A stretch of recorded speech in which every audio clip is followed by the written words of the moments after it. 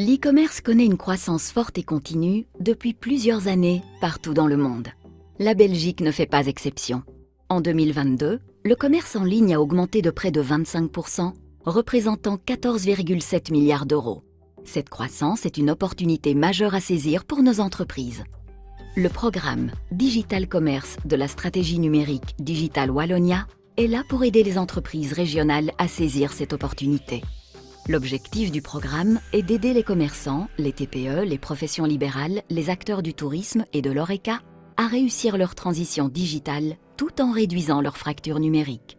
Au travers de multiples actions, webinaires, événements sectoriels de sensibilisation, ateliers de formation, speed coaching, le programme Digital Commerce aide les entreprises à offrir une expérience d'achat digitale comparable à celle des grands acteurs de l'e-commerce.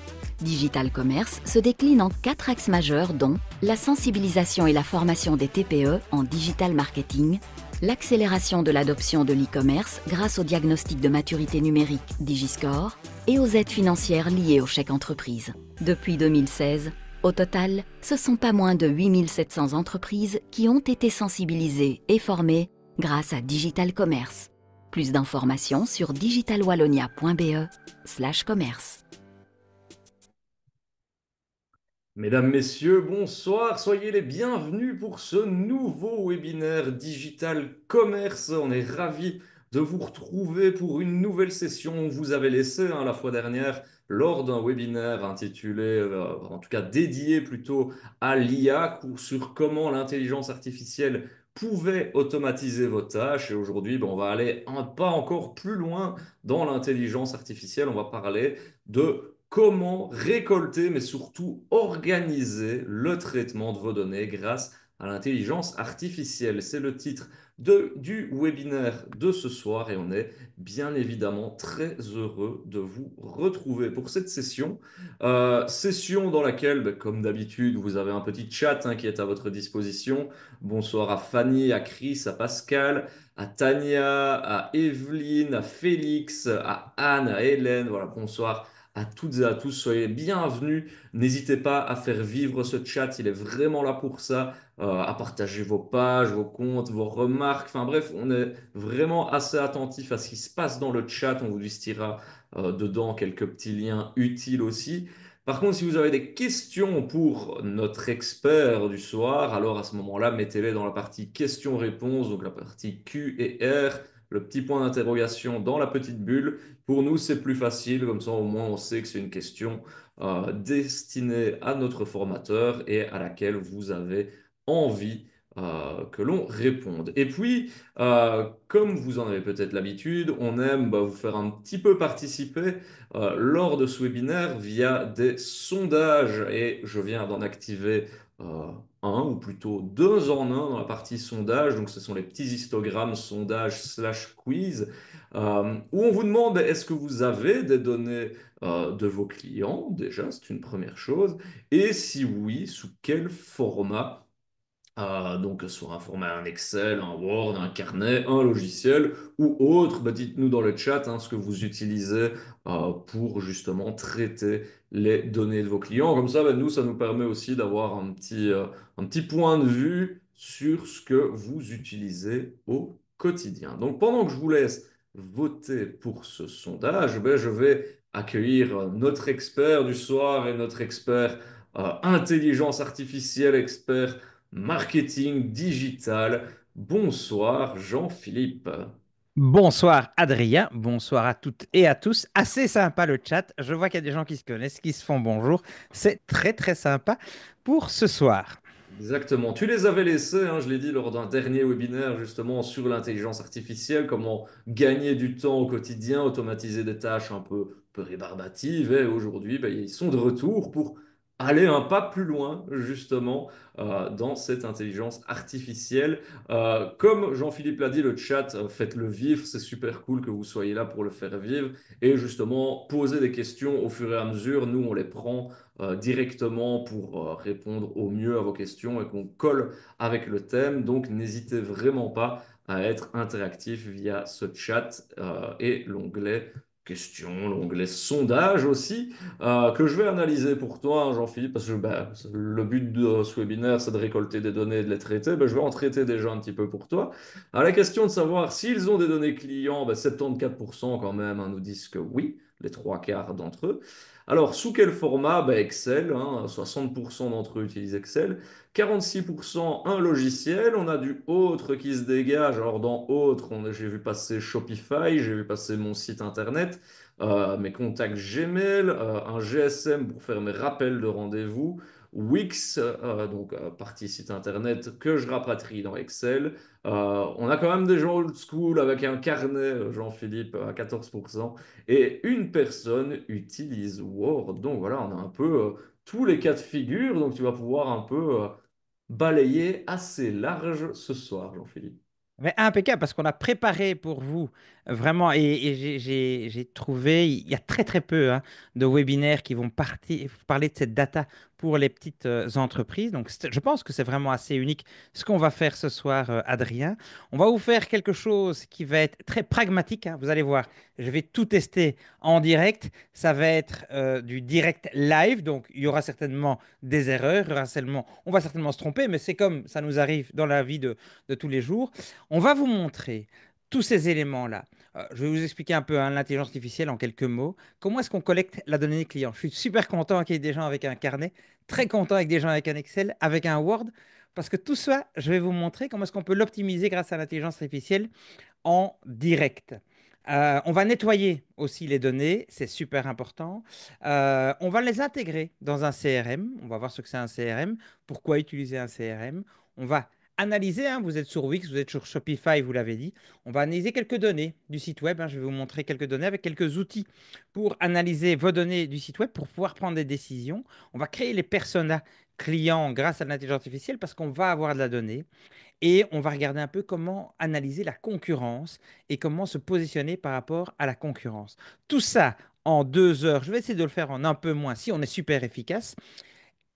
Quelque chose de super important. Posez toutes vos questions dans le chat parce qu'on va essayer de tester même en direct ce que vous nous posez comme question. Donc n'hésitez pas, on est là pour ça. Ouais, effectivement. Et d'ailleurs, ça fait enfin, déjà tout ce menu-là que je vois, tout ça avec l'intelligence artificielle, déjà ça paraît fou de voir tout ce qu'on peut faire en préambule. Oui, j'ai même été étonné moi-même parce que j'ai dû tout tester ce week-end. J'ai été étonné moi-même de certains résultats où l'intelligence artificielle est vraiment très très forte et on va le voir ensemble. Vous allez, je pense, être aussi surpris. Vous n'y pensez certainement pas. Ok, je pourrais faire ça et ça avec un chat GPT ou autre ensemble. Et alors, Alors, comme dans toute bonne présentation qui se respecte, on va commencer par un peu de définition, poser un petit cadre théorique, histoire de tous partir sur de bonnes bases. c'est ça. Et peut-être pour se présenter, hein, donc Adrien, qui va être le modérateur ici et qui va il va regarder toutes les questions que vous posez et modérer la discussion. Et moi-même, je m'occupe d'intelligence artificielle pour un grand groupe international, mais surtout je coach des petites entreprises sur le sujet. Et donc, on va voir ce qui est vraiment et réellement efficace pour les petites entreprises, sur quoi est-ce qu'il faut travailler avec l'intelligence artificielle pour que ça nous rapporte, nous, petites entreprises, parce que comme vous, je suis aussi indépendant, seul dans mon entreprise. Alors, l'intelligence artificielle, en fait, c'est, c'est des technologies qui vont permettre de simuler l'intelligence humaine. Donc, l'intelligence qu'on a, nous, parfois beaucoup, parfois peu, mais l'intelligence artificielle va essayer de simuler notre manière de réfléchir pour résoudre des problèmes. Par exemple, je vais regarder un document et je vais le synthétiser. Exactement ça. Ça, l'intelligence artificielle va le faire plutôt bien. Par exemple, je vais voir des codes postaux et des codes postaux véridiques et je vais les corriger au fil de l'eau sur un Excel. On va voir si l'intelligence artificielle est capable de le faire automatiquement. C'est vraiment ça qu'on va voir. Et ce qu'on appelle aujourd'hui, hein, désolé, c'était en anglais, mais il n'y a pas de souci, je vais rester 1 minute dessus. La générative AI, hein, donc l'intelligence artificielle générative, c'est ChatGPT, etc., hein, tous ceux que vous entendez, Midjourney avec moi si vous avez suivi d'autres webinaires. Euh, la générative AI, c'est un sous-ensemble de l'intelligence artificielle parce que vous allez aussi entendre du machine learning, du deep learning, etc., etc. On ne doit certainement pas rentrer dans le détail. Ça, c'est juste machine learning, donc l'apprentissage de la machine. Deep learning, on va aller un peu plus loin, à un apprentissage approfondi en apprenant sur les données qui arrivent au fil de l'eau.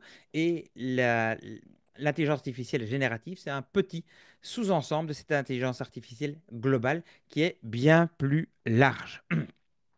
Alors pour vous, pour nous, quel est l'avantage de l'IA pour les PME? Mais on va être beaucoup plus efficace au quotidien.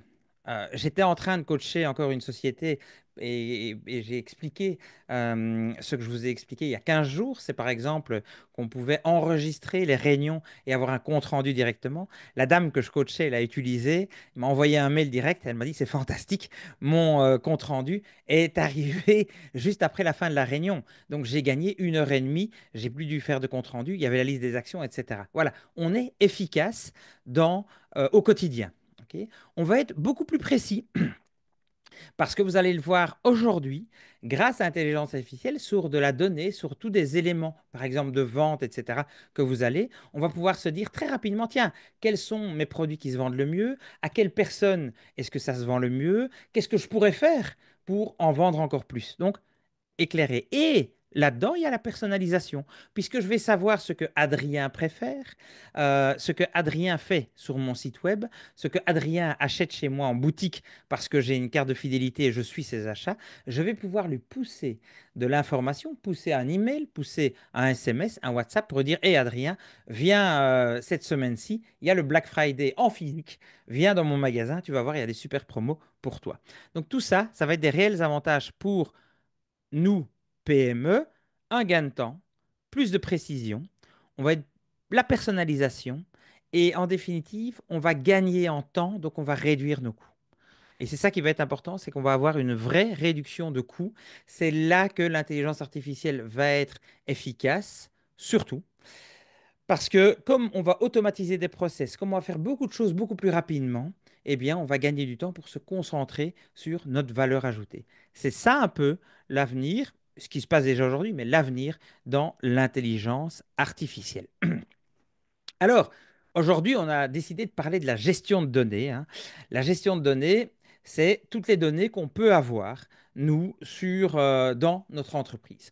On peut avoir plein de données différentes. Aujourd'hui, on va surtout parler des données clients, des données de vente et de la concurrence. C'est les trois types de données qu'on va aborder aujourd'hui parce que c'est les plus importantes pour une entreprise. On va voir comment créer, collecter, même si on l'a fait sur papier, comment est-ce qu'on pourrait automatiser le fait que ça devienne un fichier Excel, que ça arrive dans mon Shopify, dans mon Wix, à partir d'un carnet.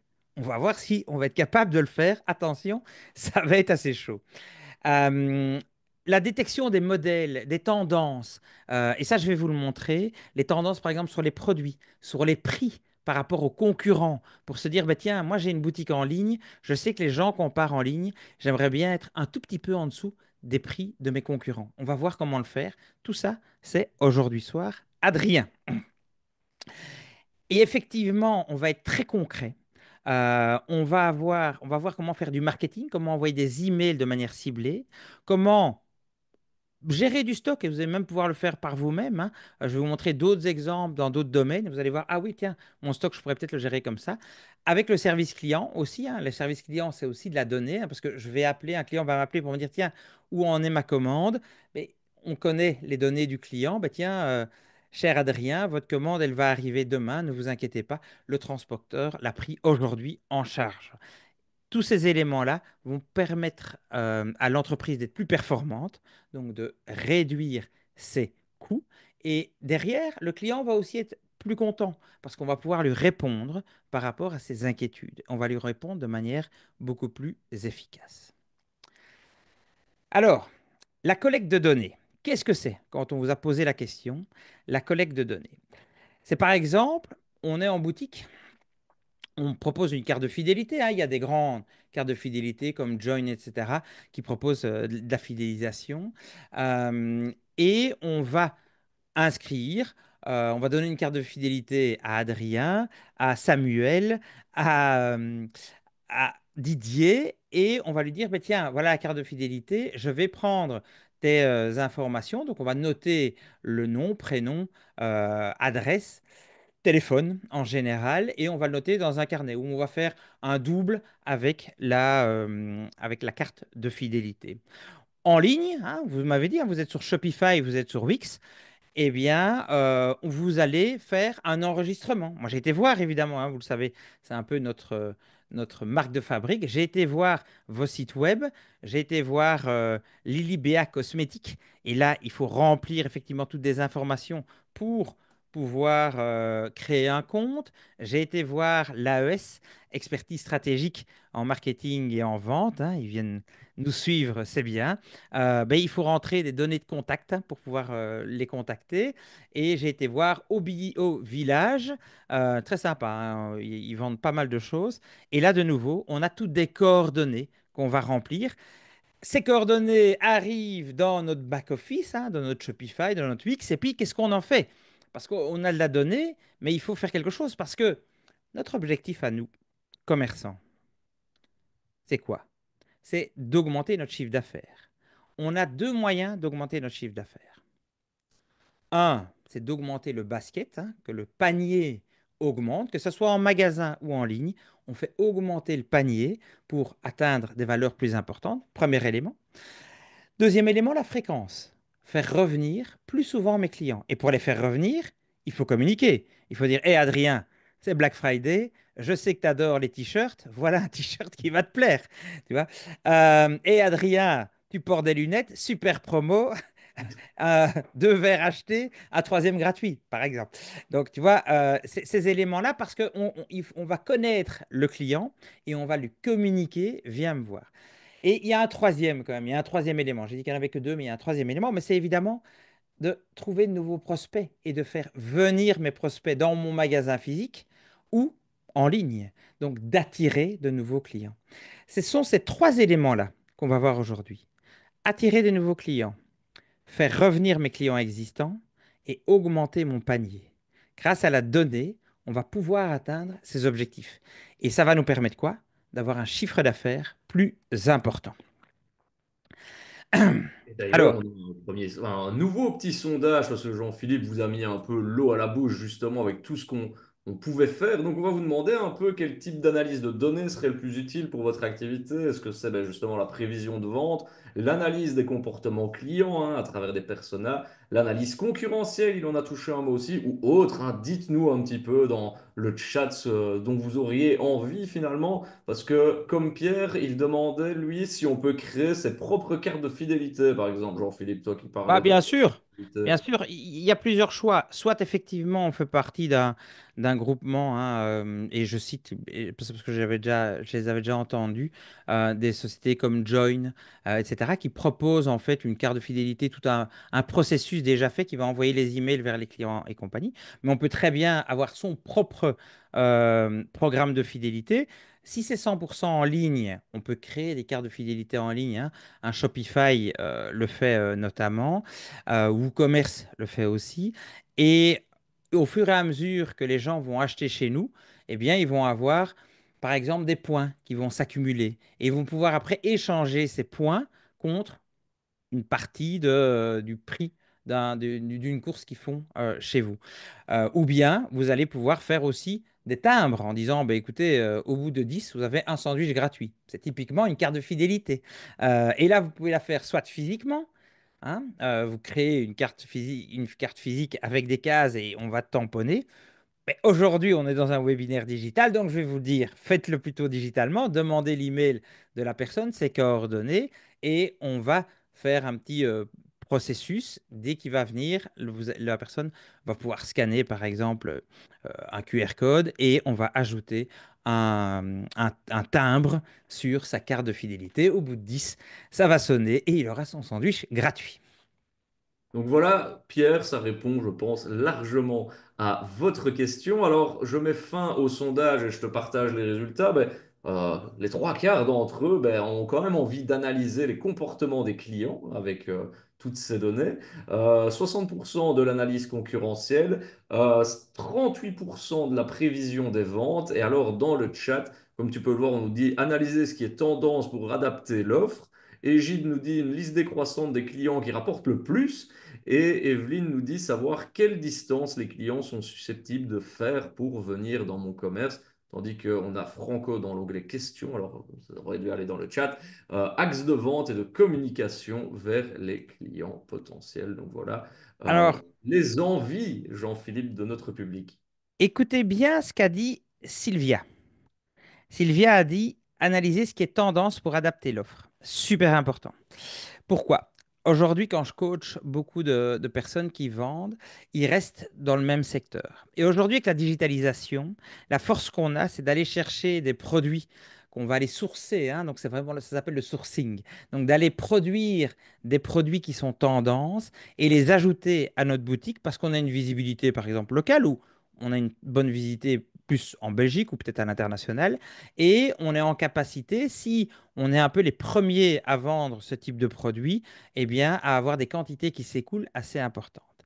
Et ça, c'est vrai. Alors, Sylvia, ce que je t'invite à faire, c'est de s'inscrire sur le webinaire sur le e-commerce que je vais présenter parce que je vais parler de ce sourcing. Ici, c'était la data liée de manière générale, mais effectivement, on peut trouver des nouveaux produits qui commencent à bien fonctionner, par exemple sur TikTok, et se dire, ben, en fait, moi, je vais l'ajouter dans mon assortiment, je vais optimiser mon SEO pour être visible sur Google, par exemple, et je vais vendre ces produits qui sont plus tendances. Et ça, c'est la réalité. Ça, c'est vrai que c'est là qu'il faut tendre, essayer de trouver des nouveaux produits, et grâce à la donnée, on va pouvoir le faire. Très, très bonne réflexion. Et je vous mets Alors, le lien justement dans le chat vers enfin, tous les futurs webinaires digital commerce et dont notamment celui sur l'e-commerce avec Jean-Philippe. Le premier, ce sera le 26 mai 2025, donc vous avez encore un peu de temps, oui. mais le rendez-vous est déjà pris. Ok, très bien. Alors, vous avez répondu hein, lors du premier sondage. Comment est-ce que vous conservez vos données? Il y en a qui le font sur Word, j'ai entendu Word. J'ai vu de l'Excel, des carnets papier, système de gestion, CRM ou site web. Base de données, c'est plutôt ça. La base de données, ça va être le site web. Bien, j'ai un Wix, j'ai un Odoo, j'ai vu, j'ai un Shopify. Eh bien, je vais avoir de l'information client qui va être disponible. Alors, soit on a déjà un outil pour plugger avec un CRM, soit on n'a rien. On le verra un peu comment faire par après. Mais ce que je vais vous montrer, c'est comment est-ce que aujourd'hui, en ayant de la donnée qui n'est pas structurée, c'est-à-dire qu'on n'a pas un Excel avec des colonnes qui disent nom, prénom, adresse. Comment est-ce que l'intelligence artificielle va pouvoir le faire? Alors, pour préparer, j'étais en train de faire la dictée à ma fille et donc j'ai commencé à rédiger une petite liste de clients potentiels de mon magasin que j'ai écrit à la main. Et donc voilà, j'ai écrit, c'est tout à fait fictif. Et vous allez voir, il y aura un petit onglet, il y aura une petite partie aussi sur la sécurité. Donc ces éléments sont tout à fait fictifs, mais j'ai créé et j'ai pris une photo de mon carnet que j'ai créé dimanche. Alors, on va tester en direct. Donc, je vais ouvrir ChatGPT comme d'habitude. Pourquoi est-ce que j'ouvre ChatGPT? Parce que c'est la seule IA où je paye effectivement 20 euros par mois et je peux mettre des pièces attachées. Il y en a d'autres où on peut le faire aussi, hein, Perplexity, j'ai déjà montré, je peux vous le montrer, mais il faut avoir l'abonnement pour pouvoir le faire, qui est aussi de 20 euros par mois. Et là, vous voyez que j'ai joindre un fichier. Je peux même peut-être un peu agrandir si tu trouves que c'est mieux, Adrien. Joindre un fichier, et là, soit j'ajoute un fichier depuis Google, soit un fichier local, donc sur mon PC.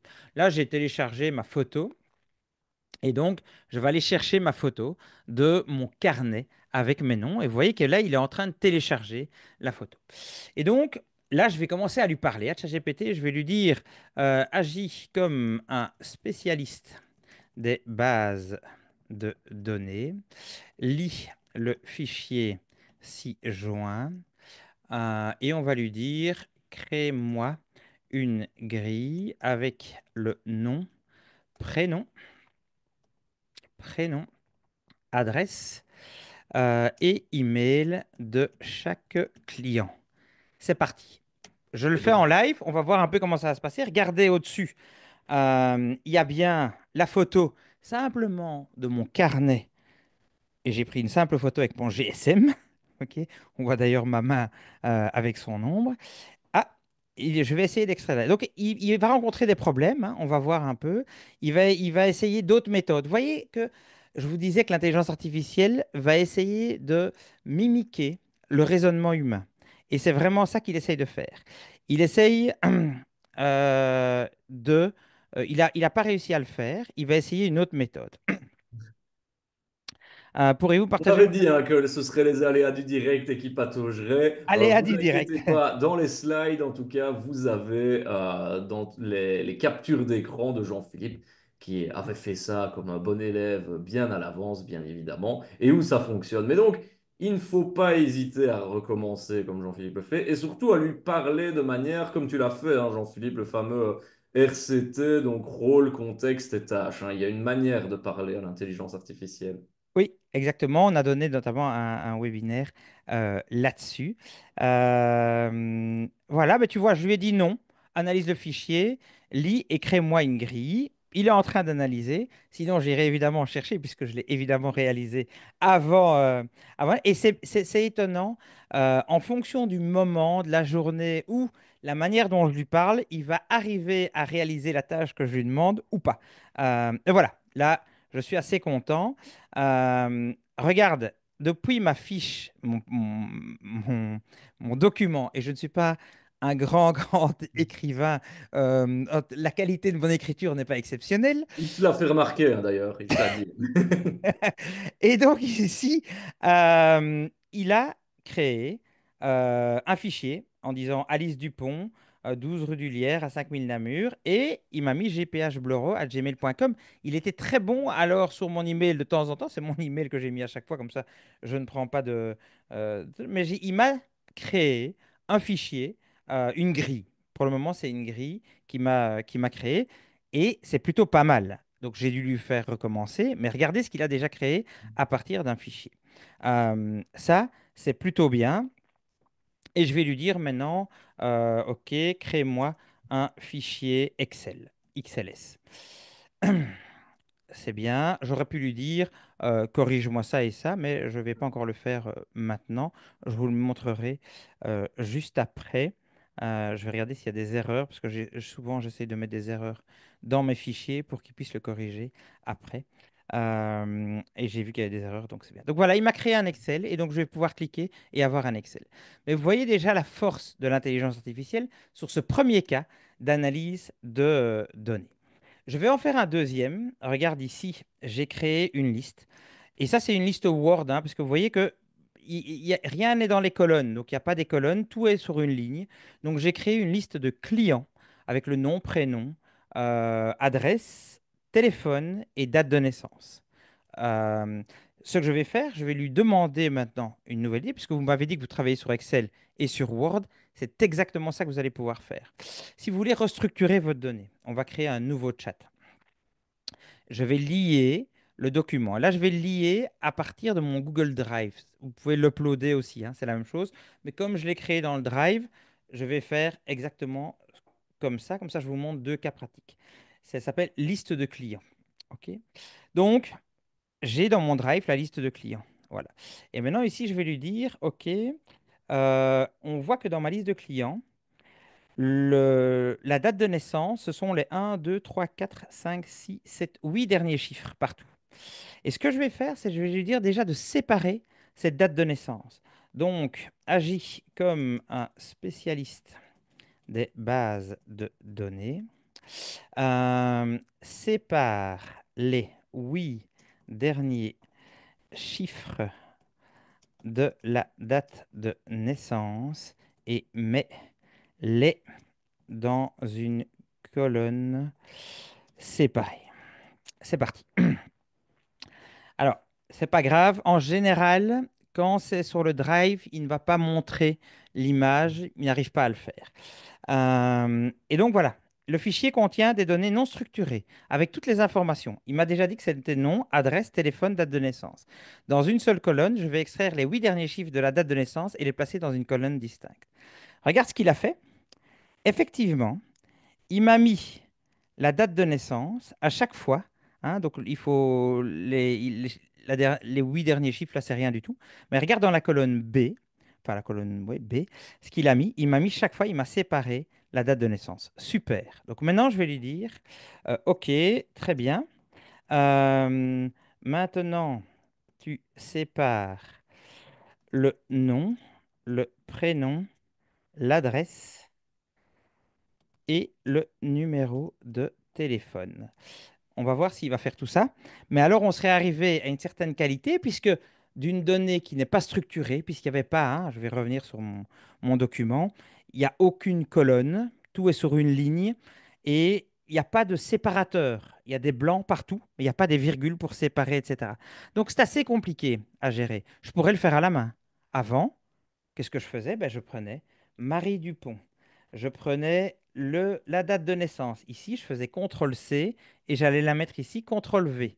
Et puis, je prenais le numéro de téléphone. Ah, mais je dois recommencer au début. J'allais chercher le numéro de téléphone. Ici, je faisais ça et je le mettais là. CTRL-V. C'est comme ça que je structure ma donnée. Qu'est-ce qu'on a dit? On a dit qu'on allait gagner du temps aujourd'hui ensemble. Si l'intelligence artificielle est capable de tout me faire automatiquement, alors je vais gagner du temps. Alors, j'ai séparé les colonnes. Alors, il m'a pas. Ah, oui. Ah, si, il m'a séparé en fait. J'ai pas vu tout. Regarde ce Il qu'il a t'a fait. remis la data Regarde, brute il d'un a côté. mis Ouais. la data qu'il a reçue ici. Ensuite, il a mis la date de naissance. Les 8 derniers chiffres, mais c'est pas grave. Le prénom, nom et l'adresse, il l'a pas mise. Et donc, ça, je vais lui dire. Et le numéro de téléphone. Donc, super déjà. Il a oublié les zéros du numéro de téléphone d'ailleurs. Ah oui, il a Dans oublié le les prompt. zéros du numéro de téléphone. Exact. Donc, on va lui parler, hein. Euh, Variation de format. Vous savez, affiner davantage? Oui. Oui, mais ajoute chaque adresse. Je vais d'abord lui demander les adresses, tu as raison. Et après, je vais lui demander le numéro de téléphone. Et donc, on va voir comment il va travailler. Pendant qu'il travaille, en général, c'est comme ça que je fais moi. Pendant qu'il travaille, je fais une autre tâche. Comme ça, je gagne aussi du temps. Je lance plusieurs intelligences en même temps. Et tu parles d'une autre tâche, c'est Michel qui t'en suggère une et je sais que tu l'as mise au programme. On pourrait lui demander par exemple de vérifier l'adresse juste dans ses bases de données. Exactement. Alors, j'ai modifié pour inclure davantage types d'adresses. Toutes les adresses disponibles ont été ajoutées. Certaines adresses sont encore manquantes, ça peut être du format. Tout à fait, je vais lui demander de contrôler. C'est une très bonne idée. Tu vois ici, j'ai modifié les. Alors, je vais aller voir si dans l'Excel qui m'a généré, est-ce que c'est bon? Non, il m'a pas mis l'adresse, si je ne m'abuse. Il s'est trompé. Non, donc je vais lui mettre. Non, tu n'as pas fait correctement. Correctement. Dans la colonne A, il l'a mis en anglais, mais c'est pas grave. Adresse, ajoute chaque adresse euh, comprise dans le raw data. C'est comme ça qu'il me l'a appelé. Raw data. Bim. On va voir hein, ce qu'il va me fournir. J'y suis arrivé et ça a bien marché. Alors, pour la correction de données, ouais, hop. Il est en train de me faire. Non, les adresses n'ont pas encore été correctement extraites. OK. L'export. Non. Non. Voulez-vous que je corrige manuellement? Monte les lignes avec les adresses sont là. Oui, montre. Alors maintenant, il commence à me proposer des choses. Monte les lignes avec les adresses manquantes. Il y a toutes les. Je me suis curieux de voir ce il va me pouvoir dire. Alors, sur la correction, je vais lancer. Je vais ouvrir ChatGPT ici. Je vais montrer sur la correction des données. Donc, on va passer directement. Là, on est en train de structurer, mais on peut les corriger. Alors, je vais revenir sur mon précédent chat. Mon précédent chat, c'était avec mon fichier ici. OK? Et là, je vais lui demander très clairement, regarde comment est-ce que je vais faire. Je vais lui dire que ce qui m'a répondu ici, hop, hop, hop, crée-moi un fichier Excel. Oui, voilà. Mais donc, dans la grille, contrôle les adresses, va sur le web. Et si un code postal est erroné, corrige-le. Là, on est une étape plus loin. Alors, je peux déjà vous dire qu'il y a il y a des fautes. Il y a une faute, en tout cas, dans le fichier que j'ai vu. Et donc, on va aller voir si il va aller me contrôler toutes les codes postaux et me les corriger. Un instant, je traite les informations. Et donc là, vous voyez que j'ai lancé deux chats en même temps. Oui, il ne me met toujours pas mes adresses, donc je suis assez énervé sur ces adresses. Ça, c'est très très clair. Alors, ce que je peux faire, c'est ici recommencer au début. Par exemple, ici, hop, où je vais lui redonner mon fichier. Je vais lui redonner mon fichier, comme ça. Sylvia explique aussi, hein, c'est vrai, si vous êtes utilisateur d'Excel, l'outil importation qui permet de choisir le séparateur comme étant un espace. Hein, donc, quand vous avez des fichiers CSV, hein, parce que le format que tu nous as montré, ça ressemble vraiment à du CSV. Parfois, vous pouvez aussi utiliser, oui, Alors, le Excel. Comment problème ça se qu'on va avoir hein, ici, on pourrait dire, tiens, le séparateur pour séparer les colonnes, c'est en fait un blanc. Mais alors, tu vois, il va te mettre le 12 dans une colonne, le ru dans une Ouais. colonne, le D dans une ligne. Parce qu'il y a le séparateur, il y a beaucoup de blanc. Normalement, dans un CSV, hein, CSV, c'est pour le C, c'est comma, donc virgule. Il faut séparer tout d'une virgule. Ici, mon fichier n'avait pas de séparateur. Enfin, c'était un séparateur, c'était un blanc. Et Hmm. donc, c'est plus compliqué. Tu vois, Excel va pas bien le faire. Excel va pas bien le faire, ça c'est sûr. Avec les formules de base, il va pas bien le faire. Tandis que l'IA va le comprendre normalement assez bien. Euh, Extrais-moi les adresses de ce fichier. Et donc là, je relance pour un peu voir ce qu'il va me faire. Je reviens sur la correction. Voilà, il m'a fait un Excel, donc ça, vous n'allez pas le voir. Je vais l'ouvrir moi chez moi, mais je vais vous le coller. Comme ça, vous le verrez. Il va m'ouvrir un Excel, donc il a généré un Excel avec les éléments corrigés. Et effectivement, je vous montre, c'est plutôt propre ce qu'il m'a fait. Je viens ici, je vais vous créer une nouvelle feuille ici et je colle mon Excel. Hein. Donc regardez ce qu'il m'a fait. Il m'a donné l'adresse. Et alors regardez, rue du Tram, 5100 Jambes. C'est une correction qu'il a faite. Pourquoi? Parce que dans la feuille 1, bim bim, qui n'est pas celui-là, puisque c'était mon autre fichier, je vais vous montrer dans la photo. Dans la photo, ah oui, 5100 jambes, c'était juste, mais quand il l'a relu, lui, il avait Il avait fait une mal erreur. interprété. Il avait mal interprété. Pourquoi? Je vais aller vous le montrer dans le bon. Hop, ici. Regardez ce qu'il avait fait. Il avait mis rue du Tram 5470 jambes, qui est une erreur, évidemment. C'est 5100. Mais il l'a corrigé. Il a été contrôlé maintenant et il l'a corrigé parce qu'il m'a fait un Excel qui est propre. Hein, hop, on va aller le voir ici, qui est propre. C'est très très bien ce qu'il m'a fait. Il m'a fait les colonnes, nom, prénom, adresse et email. Exactement ce que j'ai demandé. Donc, parfait euh, sur cet élément-là. J'ai dû passer à plusieurs fois, je suis d'accord avec toi si tu critiques le point.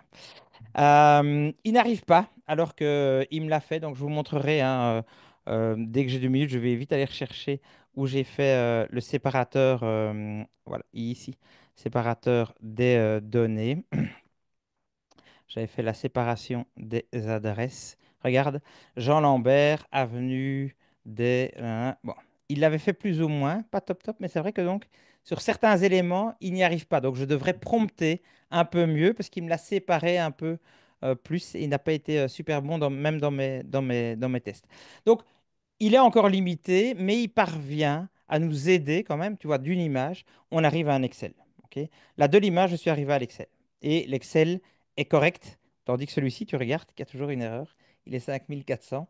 Mais quand j'ai fait la correction, il m'a bien mis 5100. C'est tes adresses mail ici, du coup, qu'il avait l'air d'avoir un peu plus de mal. Mais donc, ça vous permet déjà, vous devez vérifier derrière, mais ça vous fait quand même une avance qui peut être considérable, on est d'accord. Voilà, si on a, moi j'ai déjà fait, hein, j'ai déjà fait sur des documents multiples, c'est-à-dire que j'avais pris des photos de documents, par exemple notariés, 20 pages, et je lui ai demandé sur les 20 pages de tout me retranscrire dans un Word, mais il m'a tout fait directement. Ok. Hmm. Donc tu vois ici, j'ai montré un exemple sur quelques lignes, tu peux évidemment le multiplier sur 100 pages, il va te faire le même travail. Ok. Wivin demandait dans quel chat GPT gratuit peut-on télécharger un document? Est-ce que tu peux repréciser la nuance sur les licences peut-être et sur enfin, le fait de joindre un document? Oui, alors je vais devoir le faire. Je vais le faire en parallèle. Je vais pas parce que je vais devoir ouvrir en fait une autre session où je ne suis pas parce que moi comme j'ai un compte payant, et que j'utilise tout le temps un compte payant, je vais me loguer dans un autre, sur une autre tab, un autre onglet sur ChatGPT avec un nouveau compte. Un nouveau compte qui n'est pas mon compte payant et je vais dire si on sait uploader un document On sait le sans faire en avoir de... gratuit, hein, je Ah, peux en attester, moi je l'ai déjà fait. tu l'as déjà fait? Dès Alors qu'on a un parfait. compte, on peut, et Michel dit effectivement, dès qu'on a un compte, en version gratuite, on peut le faire. Peut-être qu'il est un peu plus limité par la suite, mais derrière, on sait quand même uploader des fichiers. D'ailleurs, plus volumineux que sur Copilot, qui est très limité lui, en taille de fichier. Ok, super. Je vous fais 100% confiance, mais comme je l'ai lancé, j'ai maintenant une deuxième instance de ChatGPT que je viens d'ouvrir. Hop, et je vais peut-être essayer euh, de vous partager ce fichier-là. Voilà. Je vous partage le fichier que j'ai créé ici, hein, vous voyez en bleu. Là, Ça doit être je suis pas mal, connecté avec ça. un autre compte. Et donc ici, il y a moyen aussi de uploader un fichier. Donc il y a uploader un fichier, charger un fichier local ou connecter à Drive. Et ici, c'est un plan gratuit. Donc c'est pas du tout mon plan payant, c'est vraiment mon plan gratuit. Donc effectivement, il y a les mêmes fonctionnalités qu'il y a dans que dans le plan payant pour uploader des données. Tout à fait, Adrien. Mais, et ça on l'abordera tout à l'heure, c'est que le plan payant en termes de confidentialité des données est sécurisé, là où en gratuit, il s'alimente des données. Donc ça en fera bien le point sur quoi il faut faire bien attention justement à ce que vous mettez dedans. Séverine demandait dans l'onglet questions, est-ce qu'on ne peut pas tout demander en même temps hein, quand tu faisais tes petites demandes? Parfois, c'est un peu comme l'humain, il faut y aller un peu tâche par tâche aussi, histoire d'avoir le contrôle derrière sur ce nous il a fait. Hein. Exactement. Et c'est bien qu'on se rend compte des erreurs, des limites encore actuelles de l'intelligence artificielle, parce que au fur et à mesure, ça évolue. Mais croyez-moi, ça évolue très très vite. Donc il faut s'y mettre maintenant. Il faut l'utiliser maintenant. Donc si on doit se donner un petit objectif, réfléchissez à de la donnée que vous avez et vous ouvrez un chat GPT, le compte est gratuit, vous uploadez vos données. Attention, il ne faut pas que la donnée soit sensible, donc pas de nom, prénom, adresse. Ici, je vous l'ai montré avec des données factices. Si vous voulez le faire, vous pouvez le faire avec l'intelligence artificielle, mais effectivement, comme tu l'as dit, je vais conseiller d'évidemment prendre un abonnement payant, voire professionnel. Ok. Donc 20 euros par mois pour le pro et 60 euros pour un abonnement professionnel où la donnée est uniquement réservée dans un cluster qui appartient à la société, donc votre société qui l'aura fait. Donc très important. Je reviens sur la collecte de données. Vous avez de la donnée, hein. Regardez, nom, prénom, adresse, etc. Code postal, exactement ce que j'ai demandé sur vos sites web. Donc, vous avez toute une quantité d'informations qui est importante. Et Alors, on va venir maintenant un peu à la réglementation. Il y a 3 slides, hein, ne vous inquiétez pas. Et en plus, sympa, parce que je vais vous montrer un petit exercice assez sympa. Mais est-ce que vous savez ce que c'est le RGPD? Et on vous demande, ben, même si vous, en plus de savoir ce que c'est, est-ce que vous êtes à l'aise avec lui? Donc il y a quatre choix de réponse, hein, tout à fait, en partie pas du tout, ou le cadre du quoi, hein, parce que peut-être que des gens ne savent pas. On avait la question justement de Stéphanie ben, qui revenait à ce que tu viens de dire hein, sur le plan payant, est-ce qu'il est bien sécurisé, est-ce qu'on peut lui mettre des données personnelles? Donc oui, il y a des paramétrages qui font qu'on met, enfin on définit ces paramètres Je vais et montrer. il garantit ne pas réutiliser les données Ouais. pour son J'ai eu entraînement. beaucoup de contacts hein, avec OpenAI, donc la maison mère de ChatGPT, depuis le début qu'ils ont ouvert, parce que je voulais, pour le grand groupe avec qui je travaille, avoir des licences Enterprise. Je ne suis pas encore arrivé, mais regardez ici, il y a la possibilité d'avoir un chat éphémère. Et le chat éphémère, effectivement, ce chat n'apparaît pas dans l'historique, ne générera pas d'éléments mémorisés et ne sera pas utilisé pour entraîner nos modèles. Pour des raisons de sécurité, nous pouvons être amenés à en conserver une copie pendant 30 jours maximum. Mais ça garantit une certaine sécurité de vos données en utilisant ça. Et ça, c'est dans l'abonnement à 20 euros. Comme OK? ça, vous êtes sûr et certain d'où vont vos données, du moins, ben, où elles ne Et on vont peut pas. utiliser hein, le chat éphémère, on peut l'utiliser. J'ai présenté hein, il y a 15 jours le Canva de ChatGPT. On peut utiliser toutes les outils, toutes les versions de ChatGPT avec ce chat éphémère qui permet la sécurisation de la donnée. OK? Alors, au niveau du sondage, ben, 43% de notre public se sent en partie à l'aise avec la gestion du RGPD, enfin la gestion des données confidentielles dans le cadre de ce RGPD. 31% nous disent tout à fait. 22% nous disent non, pas du tout. Il y a une personne qui nous dit, hein, le cadre de quoi? Donc voilà, au moins on a un public qui est au fait de ce fameux RGPD. C'est quand même pas plus mal. Ok, je réponds à oui, vide en même temps. Pourquoi créer un compte? Parce qu'on va voir l'historique de tout ce qu'on a fait en créant un compte. Tandis que si vous n'en créez pas, eh bien, vous n'aurez pas d'historique de ce que vous avez fait. Vous ne saurez pas retrouver ce que vous avez réalisé comme action avec ChatGPT. C'est quand même là tout l'intérêt d'avoir un compte. Alors, le RGPD, c'est des bonnes pratiques sur le traitement des données. Le traitement des données, donc quand vous allez donner votre nom, prénom, email, téléphone, vous n'avez pas du tout envie que, comme moi, toutes les 2, 3 heures, vous ayez un commercial qui vous appelle pour vendre quelque chose. Donc, vous avez envie que votre donnée soit sécurisée. Et aujourd'hui, il faut faire attention à cette sécurisation de données. Parce que il faut que vous la maîtrisiez. C'est-à-dire que vous preniez la donnée de vos clients, il faut qu'elle soit sécurisée et que vous l'utilisiez à bon escient. C'est la transparence. Et on va le détailler un peu, hein. J'ai juste préparé, c'est même un gars de mon équipe qui a préparé ce slide-là. On va avoir toutes les données qui rentrent dans ma société. Je vais avoir les données de mes produits. Je vais avoir les données de mes clients en ligne. Je vais avoir mes données de mes factures, par exemple. Tout ça, je vais lister l'ensemble des données que j'ai.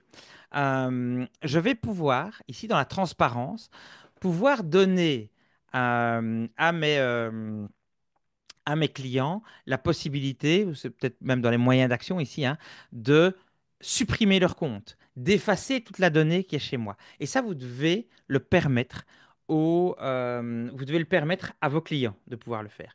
Et il y a une autorité de contrôle qui a la capacité de sanction. Donc, si vous n'avez pas tous ces éléments-là du RGPD, hein, c'est des documents plutôt Word, etc., qui vont retranscrire un peu tous vos processus, eh bien, vous pourriez être sanctionné. Donc, faites attention. Allez, petite chose un peu plus rigolote, c'est que je pourrais aller voir, j'avais été voir la création de compte. Mais alors, en fait, il y a un site internet qui va en parler plutôt bien. C'est ce site-là que je vais vous présenter plus en détail sur le e-commerce. Mais vous pouvez déjà y aller. Je vous le mets le lien hop, dans le chat pour tout le monde. Vous pourrez y aller le voir parce qu'il va vous aider sur pas mal de choses. En fait, c'est un site web qui a été créé par le ministère qui vous propose de vous dire tous les éléments qui sont obligatoires sur un site web. Et dès que vous allez aller voir un point d'interrogation, il va vous dire ce que vous devez faire. C'est le cas ici. Si vous avez une création de compte, ici, il va vous dire attention, vous devez vous respecter la réglementation sur la protection de la vie privée, qui est le RGPD. Et vous pouvez aller voir la fac qui va vous dire un peu plus. Il faut que, quand vous demandiez, vous disiez au client, bah, tiens, hop, on va aller voir ici, hein, on va aller voir au bio-village, voilà toutes les informations. Vous devez fournir quelque part sur votre site un élément où vous dites, tiens, voilà ce que je fais avec vos données. Voilà tout ce que vous allez faire avec vos données. Alors, j'ai essayé de vous trouver, pour ceux qui sont sur Shopify, c'est plus facile, mais j'ai essayé de vous trouver un modèle de politique de confidentialité. Et donc, j'ai trouvé ici un modèle, c'est un peu grand, hein, de politique de confidentialité que vous pourriez utiliser. Je vais aussi vous le donner euh, sur place, apprendre avec des pincettes. Je dis toujours, voilà un exemple. Et évidemment, en fait, toujours contrôlé par un spécialiste du domaine ou un avocat pour être sûr que c'est bon. Je sais que sur Shopify, il y a aussi des templates. Et donc, il faut avoir ce type de document parce que ça va vous protéger. Protéger vos données. Dernier élément, en Europe, il existe le règlement d'intelligence artificielle qui s'appelle l'IA Act. L'IA Act. Et là, l'IA Act, il dit, attention, si vous êtes dans, ça vous n'êtes pas évidemment, la notation sociale, la manipulation comportementale, etc., tout ceci est pas acceptable avec de l'intelligence artificielle. C'est logique. Attention, il y a un risque élevé pour si vous êtes dans le domaine de la santé. Et Adrien, la semaine dernière, on donnait un webinaire aux médecins. Si on est un professionnel de la santé, il y en a peut-être qui nous suivent aujourd'hui, faites très attention à l'intelligence artificielle, évidemment, parce que si vous donnez des données sensibles de vos patients à l'intelligence artificielle, vous ne pouvez pas le faire. Vous devez être vraiment dans quelque chose de sécurisé. Si vous êtes dans l'éducation, si vous êtes dans l'emploi, par exemple des CV, etc., on ne peut pas, comme ça, les donner à ChatGPT.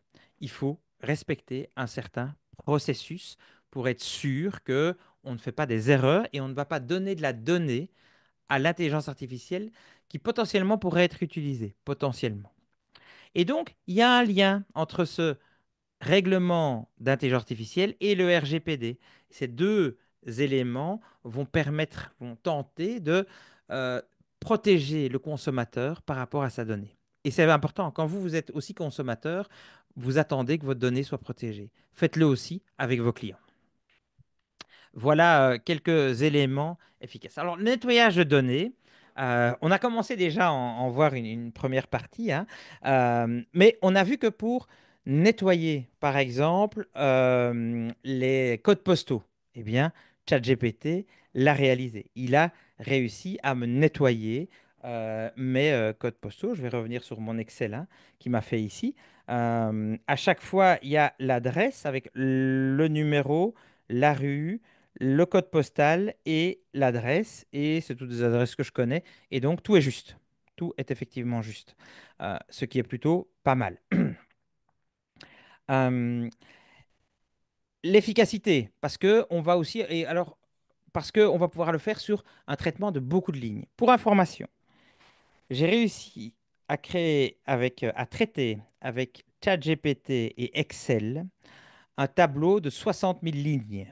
Ok, donc 60 000 lignes, il m'a traité le tableau où il m'a séparé des quantités d'un nom de produit. Et il me l'a fait de manière plutôt très très bien structurée. Donc séparation des quantités, hein, c'est aussi des petites idées, des autres idées hein, que je peux vous donner sur la qualité de la donnée. Hein. Si moi j'ai un seul champ avec mon produit et ma quantité, je voudrais l'avoir dans deux champs parce que c'est mieux, c'est beaucoup plus propre. Mais parfois j'ai de la donnée qui n'est pas structurée, la donnée qui est comme ça. Et là j'ai dit simplement à ChatGPT, écoute, tout ce que toi tu considères comme de la quantité, tu me le sépares. Mais des quantités, il y en a plein. Hein. Il y a des kilos, il y a des grammes, il y a des centimètres, il y a des mètres, il y a des litres. Il y a plein, plein de choses différentes en quantité. Il y a des 12 fois, 12 fois, 12 fois un steak, etc., etc. Donc, vous voyez qu'il y a énormément d'éléments. Et il l'a fait plutôt très bien. J'étais OK à 98%. Ok, Toujours le contrôle humain derrière. Hein. Toujours le contrôle humain évidemment. Ouais. derrière. Les erreurs, les corrections, par exemple ici, je pourrais lui dire, mais écoute, hop, je vais prendre encore un exemple. Hein. Ici, il m'a fait, ben voilà, je vais lui dire, rajoute-moi un email, par exemple. Ah, je n'ai pas bien fait ça. Voilà, j'ai tout, je vais lui dire, rajoute un email à chaque adresse. Deux points. Bon, là, je mets mon email à moi. Voilà. Et alors bon, c'est un peu stupide parce qu'évidemment l'email va être copié sur chaque ligne, mais ça pourrait être le cas. Voilà, il m'a copié sur toutes mes lignes mon email. Voilà, j'ai simplement dit. Évidemment, pas très intéressant ici, mais comme moi je vais faire des tests, hein, je vais vous montrer après des CRM, bah, je garde un seul email, comme ça je suis sûr qu'il n'y a pas d'email qui part dans la nature quand je fais mes tests aussi. Donc voilà un peu ce que vous pouvez lui demander de faire et il va le faire de manière très efficace. Beaucoup plus efficace qu'un Excel parce qu'ici on lui parle comme si je dirais Adrien, comme si je disais, pardon, Adrien, fais-moi ça, fais-moi ça. Et bon, ben Adrien, il va prendre son petit bâton de pèlerin, il va commencer à me copier chaque ligne, etc. Ici, je lui parle et je lui dis non, c'est pas bon, fais-moi ça, fais-moi ça. C'est vraiment mon assistante et de plus en plus, il va me connaître. Hein. De plus en plus, elle va me connaître. Donc ça, c'est plutôt bien parce que je vais m'améliorer au fil de l'eau. Et tu as d'autres outils, du coup, pour nous montrer comment nettoyer ces données. Alors, je peux proposer d'autres outils. Alors, j'avais préparé des outils alors de nettoyage. On en a. Alors, ici, je vais y venir. Hein. Mais comme je vous l'ai montré, hein, ici, j'avais le 5400 jambes. C'est faux. Je lui ai dit d'aller corriger et d'aller voir sur Internet. Il me l'a bien corrigé en 5100 jambes. Donc, très bien. Ça, il l'a fait. Pour le nettoyage de données, je vous en ai mis plusieurs ici. Alors, il y en a un autre hein, qui s'appelle Perplexity. J'en ai parlé la fois passée. Moi, j'aime bien Perplexity à un certain niveau. Mais ici, pour pouvoir attacher un document, Je peux en acheter apparemment 3, donc ça c'est bien. Bah, je vais faire le test en direct. C'est très bien. Hop, je vais faire un contact list. Je vais l'ouvrir. C'est parti. J'upload un fichier, c'est très bien.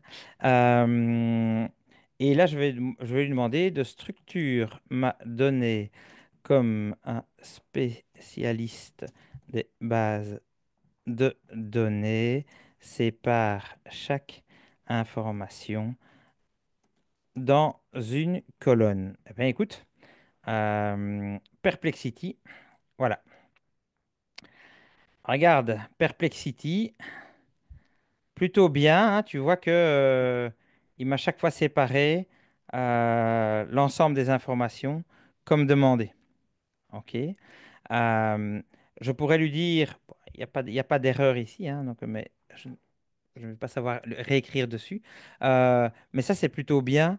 C'est un autre outil que vous pouvez utiliser aussi. Je vais vous le mettre ici. A priori, on sait faire 3 imports par jour sur celui-ci. Donc, souvent, je teste plusieurs IA pour voir celle qui marche le mieux dans quel cas. Ok. Ici, j'ai pas de compte. Je suis juste logué, mais j'ai aucun compte ici. Alors, je Parle de peux- tester plusieurs IA. Félix nous pose dans l'onglet questions, je ne sais pas si tu connais, que pensez-vous de One Minute AI, ou enfin One Min AI, AI Lifetime au prix unique de 70 euros plus ou moins, avec 2 millions de crédits par mois. Est-ce que tu connais cette... je ne connais pas, c'est bien OneMind AI. Non, c'est pas celui-là. Donc je vais aller voir. Il faudra juste me dire comment ça s'écrit. 1 MINAI, du coup. Ah ouais. Un. Voilà. Je vais aller voir. Et même pendant la pause, je regarderai. Comme ça, je donnerai un petit feedback. Je ne connais pas. Alors apparemment, hein, ce que je vois déjà ici, c'est qu'en fait, c'est un outil agnostique. C'est-à-dire qu'il va utiliser plusieurs intelligences artificielles. Il va utiliser OpenAI, donc qui est ChatGPT. Il va utiliser Midjourney, qui est une AI pour faire des images. D'ailleurs, j'ai une nouvelle fonctionnalité Midjourney qui est assez formidable. Il va utiliser Google, mais c'est bizarre parce qu'il dit Google AI, et en fait, c'est Gemini. Il va utiliser Meta, qui est aussi une IA. Leonardo Anthropic, que j'utilise aussi. Donc apparemment, c'est un portail agnostique, donc qui n'est voilà, agnostique par rapport à l'IA et qui va appeler certaines IA en fonction, en fait, certaines IA en fonction du travail qu'on va demander. Donc pourquoi pas? C'est toujours intéressant, hein, cette idée de portail avec plusieurs intelligences. C'est aussi la tendance vers laquelle moi je tends en me disant, tiens, peut-être qu'un jour, Google sera meilleur que ChatGPT. Et donc, je devrais pouvoir switcher de l'un à l'autre. Aujourd'hui, ChatGPT est quand même meilleur dans pas mal de domaines, mais sans doute que les autres vont aussi évoluer. Donc, c'est pas mal, a priori. Donc, mais je regarderai un peu plus dans le détail Bon, voilà. si nécessaire. Je préfère un Ça test. vient de Félix, donc merci à lui. Oui. Alors, je vous en ai plusieurs hein, pour nettoyer les données. OpenRefine, Trifacta, Data Assist. Donc, si vous avez beaucoup de données, etc., si c'est un problème pour vous parce que vous voulez nettoyer de la donnée, allez voir ces outils-là.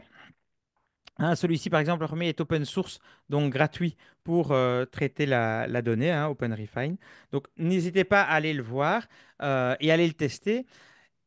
Le nettoyage de la donnée, c'est un métier en tant que tel, hein. Donc, il y a des gens qui sont spécialisés dans le nettoyage de la donnée. Ici, je vous donne quelques astuces, quelques trucs pour des bases de données faciles. Hein, comment faire, comme on a vu avec ChatGPT, ou utiliser l'un de ces trois-là si vous attendez un résultat plus structuré que ce que j'ai montré avec ChatGPT. Donc voilà, Adrien, il est 19h57. Effectivement, donc bah, Une je pense heure que c'est l'heure de faire une petite pause. On arrive exacte que je prenne à un la petit peu d'eau. moitié. Donc ben, je vous propose qu'on se retrouve d'ici 3 minutes, le temps d'une petite pause, pour la deuxième partie par la suite de ce webinaire. À tout de suite. Tout de suite.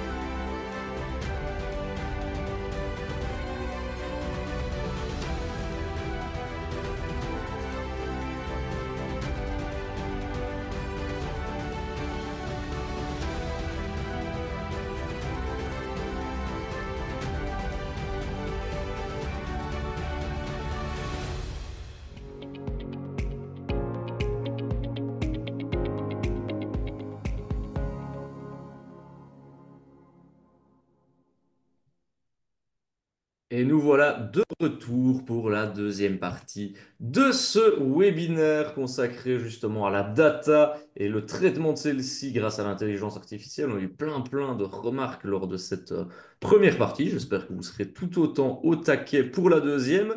Je viens d'ailleurs de lancer un nouveau sondage, donc dans la partie sondage, pour savoir si vous utilisez un CRM. Donc on a touché un petit mot de ce que c'était tout à l'heure. On y reviendra en détail dans les minutes, voire les secondes qui suivent. Mais donc voilà, répondez à ce petit sondage. Je regarde du côté des questions. On a Muriel Jean-Philippe qui demande si c'est possible que tu lui écrives pour expliquer comment tu enregistres les tâches récurrentes sur ChatGPT. Donc tu as ton petit fan club, Jean-Philippe. Donc je transmets le message de Muriel.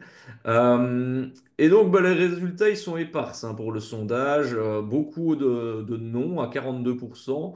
31%, 30% nous disent même, je ne sais même pas ce qu'est un CRM. Et 26% quand même, un quart de notre public utilise un CRM, Jean-Philippe. Donc voilà pour l'avis global. Donc il va falloir, on va dire, baliser large et expliquer comment fonctionne un CRM assez simplement, s'il te plaît. Bah, c'est tout à fait normal hein, de ne pas le savoir, donc ne vous inquiétez pas là-dessus. C'est plutôt des outils plus professionnels, mais on va expliquer les raisons. Donc sur onemin.ai, en général, comment je fais? Je vais demander à une intelligence artificielle ou à plusieurs qui me donnent un avis sur la qualité, et a priori, c'est plutôt assez positif hein, la manière dont OneMin AI, ce qu'ils offrent, etc. Comme j'avais dit, hein, un large éventail d'outils AI, variété de fonctionnalités basées sur l'IA avec la création d'images, etc. Donc, plutôt pas mal comme découverte. Donc, merci, je ne connaissais pas. Et là, j'ai demandé à Perplexity. Et ce qui vaut la peine dans Perplexity, c'est que vous pouvez lui demander d'être très spécifique. Ici, vous avez élément actif et vous pouvez lui dire, tiens, donne-moi des articles uniquement académiques qui ont été publiés sur ce sujet-là. Ou résous-moi ces questions de maths. Et donc, on va lui dire d'être très spécifique. Et ça marche plutôt pas mal en lui demandant d'être plus spécifique que généraliste. Donc, ça, c'est Perplexity. Alors, je reviens sur le CRM. Donc, le CRM, c'est quoi? C'est un outil qui va nous aider à avoir des relations, à optimiser les relations qu'on a avec nos clients, les interactions qu'on peut avoir avec nos clients. C'est quoi une interaction qu'on peut avoir avec un client? Ben, c'est, tiens, je leur envoie une newsletter. Tiens, je vais leur envoyer un email promotionnel. Tiens, sur mon site web, je vais mettre un pop-up pour leur demander de s'enregistrer, etc., etc.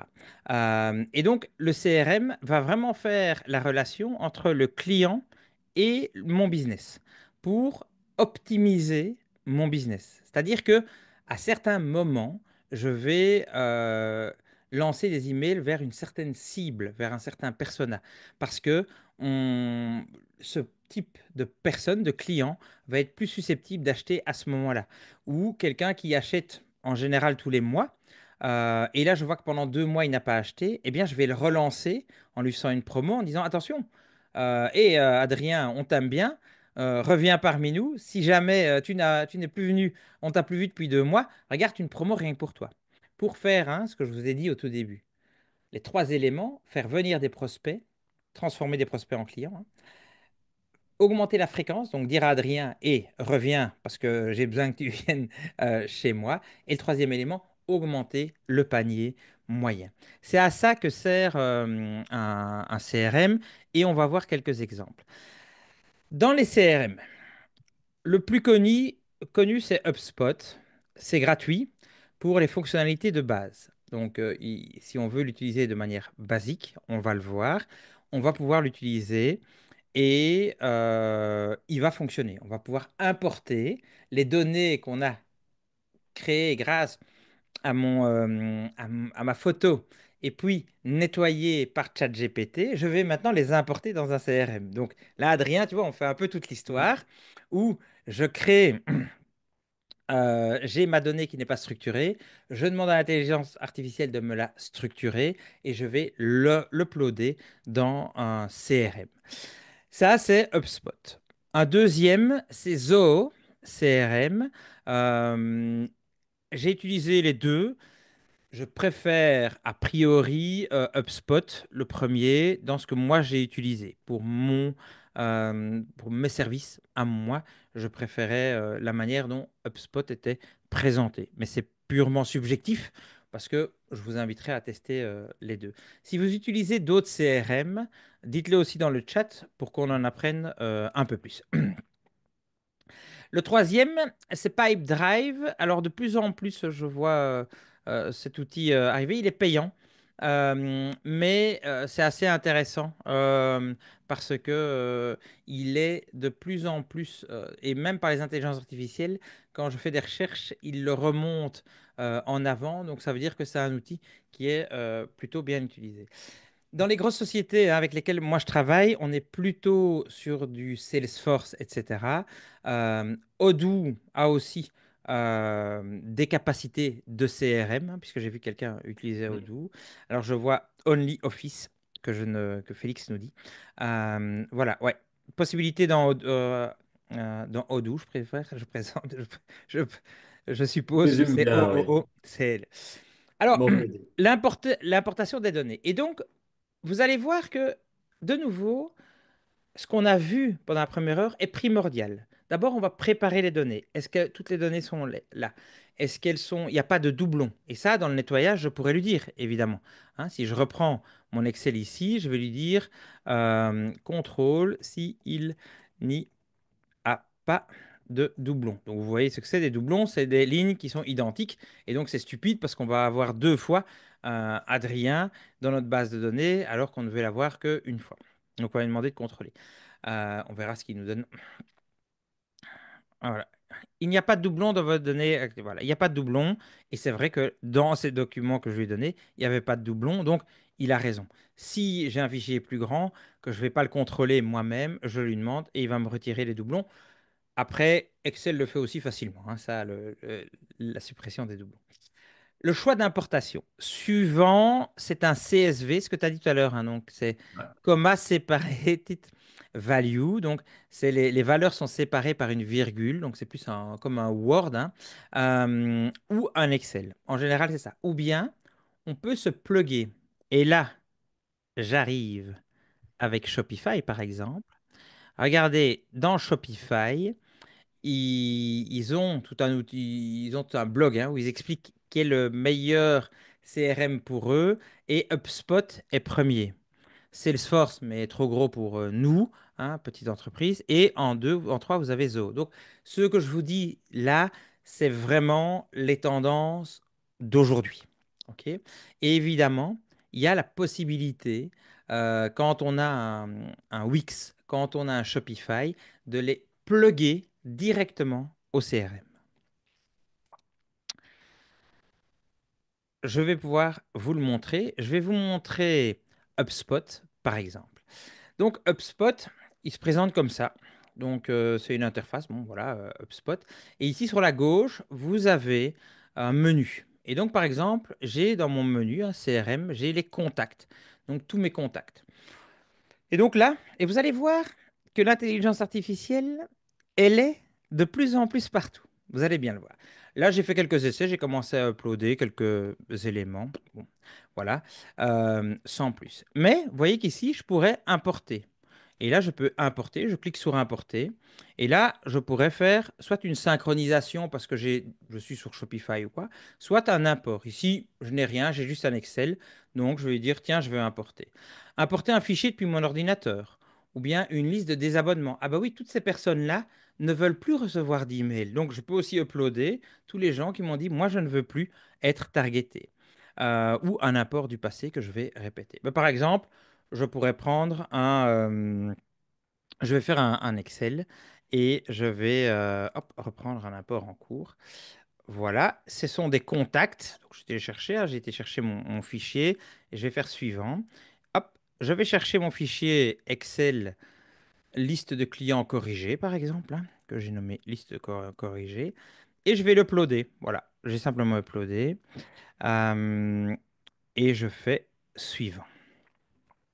Et là, il a commencé à me prendre hein, et il a séparé lui-même, hein, donc le nom, le prénom, l'adresse et l'email. tout à fait juste.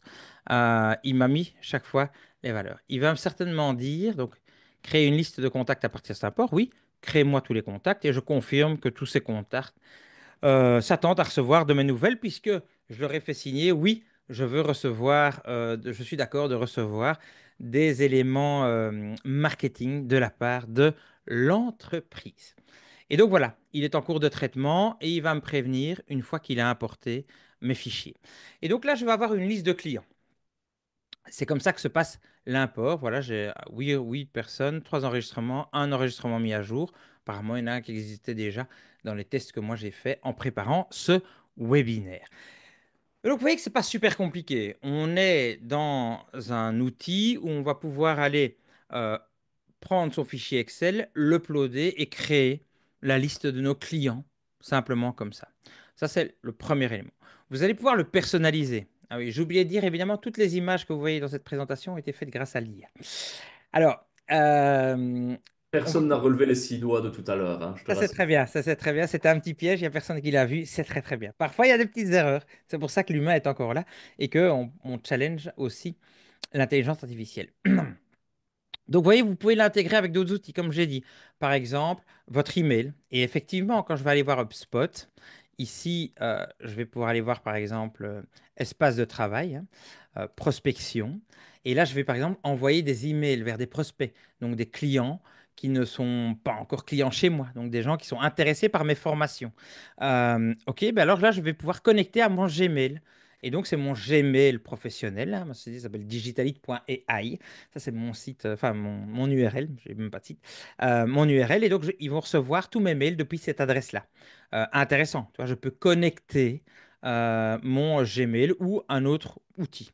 On va pouvoir faire des workflows automatisés en disant, bah, tiens, on envoie un premier email. S'il n'y a pas eu de réponse, après 2 semaines, on va en envoyer un deuxième, celui-là, etc., etc. Donc, vous voyez, vous allez pouvoir automatiser votre marketing pour attirer les nouveaux clients pour faire revenir les clients existants.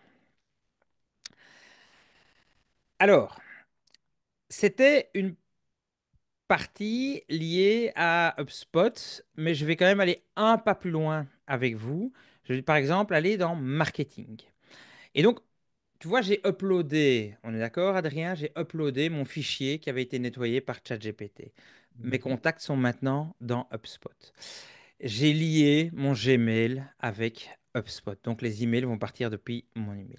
Et je vais faire un email marketing. Si vous voulez faire des campagnes ou aller dans les réseaux sociaux, vous devez aller sur la version pro. Il y a une petite flèche avec, vers le dessus, vous devez aller à la version pro. Ici, c'est la version gratuite. Je vais faire un email marketing. Comment ça se passe? Ah, c'est là que je vais te montrer quelque chose d'assez sympa. C'est que ici, tu as aussi un copilote. Tu vois ici au-dessus, tu as copilote. Et c'est là que l'intelligence artificielle commence à être un peu partout autour de nous. Parce qu'avec le copilote, je vais lui dire, tiens, euh, tiens, tu sais me préparer un email pour le Black Friday, Black Friday vers tous mes clients, point d'interrogation. Et en fait, au lieu d'aller et de naviguer, si tu veux, dans les différents outils, ben, il va pouvoir te guider. Et en fait, le copilote, regarde déjà, à l'approche du Black Friday, on va préparer une sélection d'offres exclusives qui saura séduire même les consommateurs les plus exigeants. C'est l'occasion parfaite. Donc, il a déjà créé tout mon texte, hein. Voilà. Et je vais pouvoir ici créer un email, le planifier, lui dire, bah, tiens, tu dois partir à tel moment. Je vais regarder tous mes emails qui sont planifiés, vers quelle cible, hein, parce que je vais pouvoir faire des segments de clients. Et est-ce que ceux qui ont été envoyés, etc. Donc, tu vas avoir le suivi de toutes tes campagnes marketing qui vont apparaître ici. Et ton copilote va pouvoir t'aider en te disant, tu vas lui dire, tiens, mes personas sont plutôt comme ça, comme ça. Euh, et on va faire évoluer mon email de cette manière. Ou on va lui dire, bah, tiens, je voudrais créer un formulaire sur mon site web. Comment est-ce qu'on peut le faire? Comment est-ce qu'on peut relier pour que l'information, quand quelqu'un le tape sur le site web, revienne dans mon CRM? Parce que, Adrien, pour résumer, ton CRM, ça va être ta base de données de tous tes clients et de tout ton marketing qui est centralisé. Donc, tu as tous tes clients et toutes tes campagnes marketing qui sont centralisées dans un endroit. Un élément de plus que tu peux ajouter, c'est le service client. C'est-à-dire que tu pourrais avoir les emails du service client qui arrivent ici. Comme ça, tu as une seule interface, un seul outil pour gérer tout ce qui est relation avec tes clients. C'est ça vraiment un CRM, hein. C'est pour gérer votre relation avec vos clients. Question de Stéphanie, du coup, ben, est-ce que HubSpot, ce CRM, et Bravo, donc Brevo ce qui a repris Sendinblue, c'est pareil? Oui, oui. J'ai vu en tout cas passer l'information. Et je passe déjà à la question suivante. Sur Mailchimp, en fait, Ouais. Mailchimp est aussi lié à HubSpot. OK? Donc, on va pouvoir aussi faire de l'emailing. Mais Mailchimp, il va juste envoyer les emails. OK? C'est juste un emailer. Ici, c'est toute la gestion. Donc, voilà, le client, on va savoir aussi si on plug avec son site web, on va avoir les ventes par client, etc., etc. Donc, on va aller plus loin. Alors, sur vos sites web, parce que vous êtes pas mal à avoir des sites web, hein, j'en ai montré quelques-uns ici. Il y en a d'autres, hein, j'ai été les voir tous, hein. J'ai Black Moon, j'ai Meurice 1966, j'ai Saint-Aude, hein, sur la commune de Saint-Aude. Donc, on a des communes qui nous suivent. Vous avez de la donnée. Meurice, c'est plutôt un site de bouche qui va nous dire, bah, tiens, tout ce qu'ils peuvent proposer. Alors, c'est un peu une vieille manière de présenter les choses, soyons clairs, quand j'ai vu le site. Je crois qu'il y a moyen de l'optimiser et de l'améliorer parce que c'est une liste comme ça, un peu infinie, avec beaucoup de choses que vous proposez, mais on pourrait le faire de manière plus interactive avec les clients. Aujourd'hui, est-ce que vous savez qui sont vos clients, d'où est-ce qu'ils viennent, etc. Je vais vous montrer un petit outil parce que la base du marketing, la base des stratégies, c'est de connaître vos clients. Et l'outil, c'est SimilarWeb, que je verrai aussi, je vais vous mettre dans le chat, mais que je verrai aussi quand on verra les sites web, évidemment. SimilarWeb, qu'est-ce qu'il va donner? Et comme le fait aussi un Google, hein, mais il va pouvoir vous donner sur votre site web quelles sont les populations que vous avez. Tiens, ben moi j'ai plutôt des femmes à 50%. Et regardez, j'ai comparé deux sites. Pourquoi? Parce que j'avais quelqu'un qui voulait comparer son site qui s'appelle belbo.be avec Zeb, hein, zeb.be. Il voulait comparer pour un peu voir quelle était la différence. Et donc, le SimilarWeb va me dire d'où vient mon trafic, qui sont les personnes qui arrivent sur mon site. Je vais pouvoir mettre des dates, hein, de telle date à telle date, dis-moi un peu ça. Alors, qu'est-ce que je vais faire, hein? J'ai là la version qui n'est pas payante. J'ai une version payante, mais ici, c'est la version gratuite que je vous ai mis. Je ne sais pas faire d'export Excel, malheureusement, avec la version gratuite, mais je peux downloader l'image. Donc ici, je vais downloader l'image, simplement, et l'âge de mes clients pour chacune des enseignes. Vous voyez, je download simplement l'image. Et maintenant, qu'est-ce qu'on va faire? On est là pour parler d'intelligence artificielle, Adrien. Et donc, je vais reprendre ChatGPT, mais je pourrais reprendre Claude.ai, je pourrais reprendre Perplexity. Je vais ouvrir un nouveau chat. Et je vais lui dire ici, maintenant, agis comme un spécialiste des personas. Euh, et alors, je vais lui uploader mes deux images, puisque c'était des images que j'ai uploadées, mes deux images avec le nombre d'hommes et de femmes qui sont sur mes sites et leur âge. Parce que ça, on a l'information qui arrive. Va lire les deux documents et résume-les. D'abord, je lui demande ça. Je lui demande toujours d'avancer pas par pas. Regardez ici, nouvelle fonctionnalité au-dessus de ChatGPT. Il va me donner deux réponses différentes. Regardez, il travaille en parallèle et il me dit, écoute, voilà comment est-ce que je vais le travailler et il va me donner des réponses un peu différentes. Alors, pas au niveau de la donnée, normalement, mais surtout la manière dont présente les choses. Et effectivement, je vois que, OK, moi, je préfère, a priori, la version 2, euh, euh, personnellement. Voilà, je préfère cette réponse-là. Donc, il m'a donné la réponse A. Maintenant, je lui dis, OK, crée-moi pour chaque marque, hein, puisqu'il y a deux marques, hein, pour chaque marque un persona que je vais utiliser dans mes campagnes. Et je vais vous montrer qu'est-ce qu'on va faire avec ça dans mes campagnes. Voilà. Voilà. Il va me créer un premier Belbo, Marie, la pragmatique élégante. Profil démographique, 62 ans, féminin, marié, grand-mère de trois petits-enfants. Vit en zone semi-rurale, petite ville. Exemple, Spanivelle. Il a compris qu'on était en Belgique, hein. Statut professionnel, retraité, enseignement, enseignant. Il va me demander, il va me proposer des comportements d'achat, les communications préférées, les emails bien ciblés, la publicité aussi sur Facebook. Messages clés pour la campagne. Il va déjà me donner des messages clés pour mes campagnes parce que je vais pouvoir. Donc, vous voyez ce que j'ai commencé à réaliser. J'ai pris la donnée qui vient de vos sites web et j'ai demandé à l'intelligence artificielle de m'analyser la donnée et de me créer une personne type qui va représenter la majorité de mes clients, mes clientes, et je vais m'adresser à eux d'une certaine manière. Parce qu'effectivement, si j'ai quelqu'un qui est plutôt de 62 ans, je vais lui envoyer des emails différents que pour des personnes de 18 ans, sûr et certain. Et je pourrais avoir deux segments. Je pourrais avoir, tiens, j'envoie tous ces mails de cette manière-là aux personnes qui sont dans ce segment-là, entre 55 et 65 ans, et j'envoie au segment qui est entre 18 et 25 ans un autre type d'email parce qu'il attend des autres produits et une autre manière de parler aussi. Et pour Zeb, voilà, Clara, l'ambitieuse tendance, 29 ans, femme, célibataire ou couple sans enfant, habite en zone urbaine Bruxelles-Liège, jeune cadre ou entrepreneur, psychologie, etc., etc., etc. Et donc, je vais pouvoir reprendre ce persona et dire, par exemple, à HubSpot, ben tiens, voici mon persona, réécrit l'email, par exemple. Et donc, je vais lui donner toute l'information et je vais voir s'il va la traiter. Soit je le fais là, ou soit je le fais avec ChatGPT en lui disant, ben, écoute, crée-moi pour Zeb un post lié à mon persona pour le Black Friday. Hop, voilà. Et donc là, il va évidemment aussi m'en créer un. Ah oui, voilà. Il m'a dit qu'est-ce que je vais faire. Je vais mettre une femme dynamique, Clara, en train d'essayer différentes tenues tendances dans un dressing moderne. Et ça, je pourrais soit prendre une photo de mon magasin, là. Et donc, il m'a créé pour mon persona, mon type de client, ben, ce post que je vais envoyer. Exemple, on va aller voir ce que HubSpot m'a réalisé. Mais voilà, HubSpot aussi. Il m'a aussi fait pour Zeb, hein, qui est plutôt jeune. Salut à tous, le Black Friday approche à grands pas.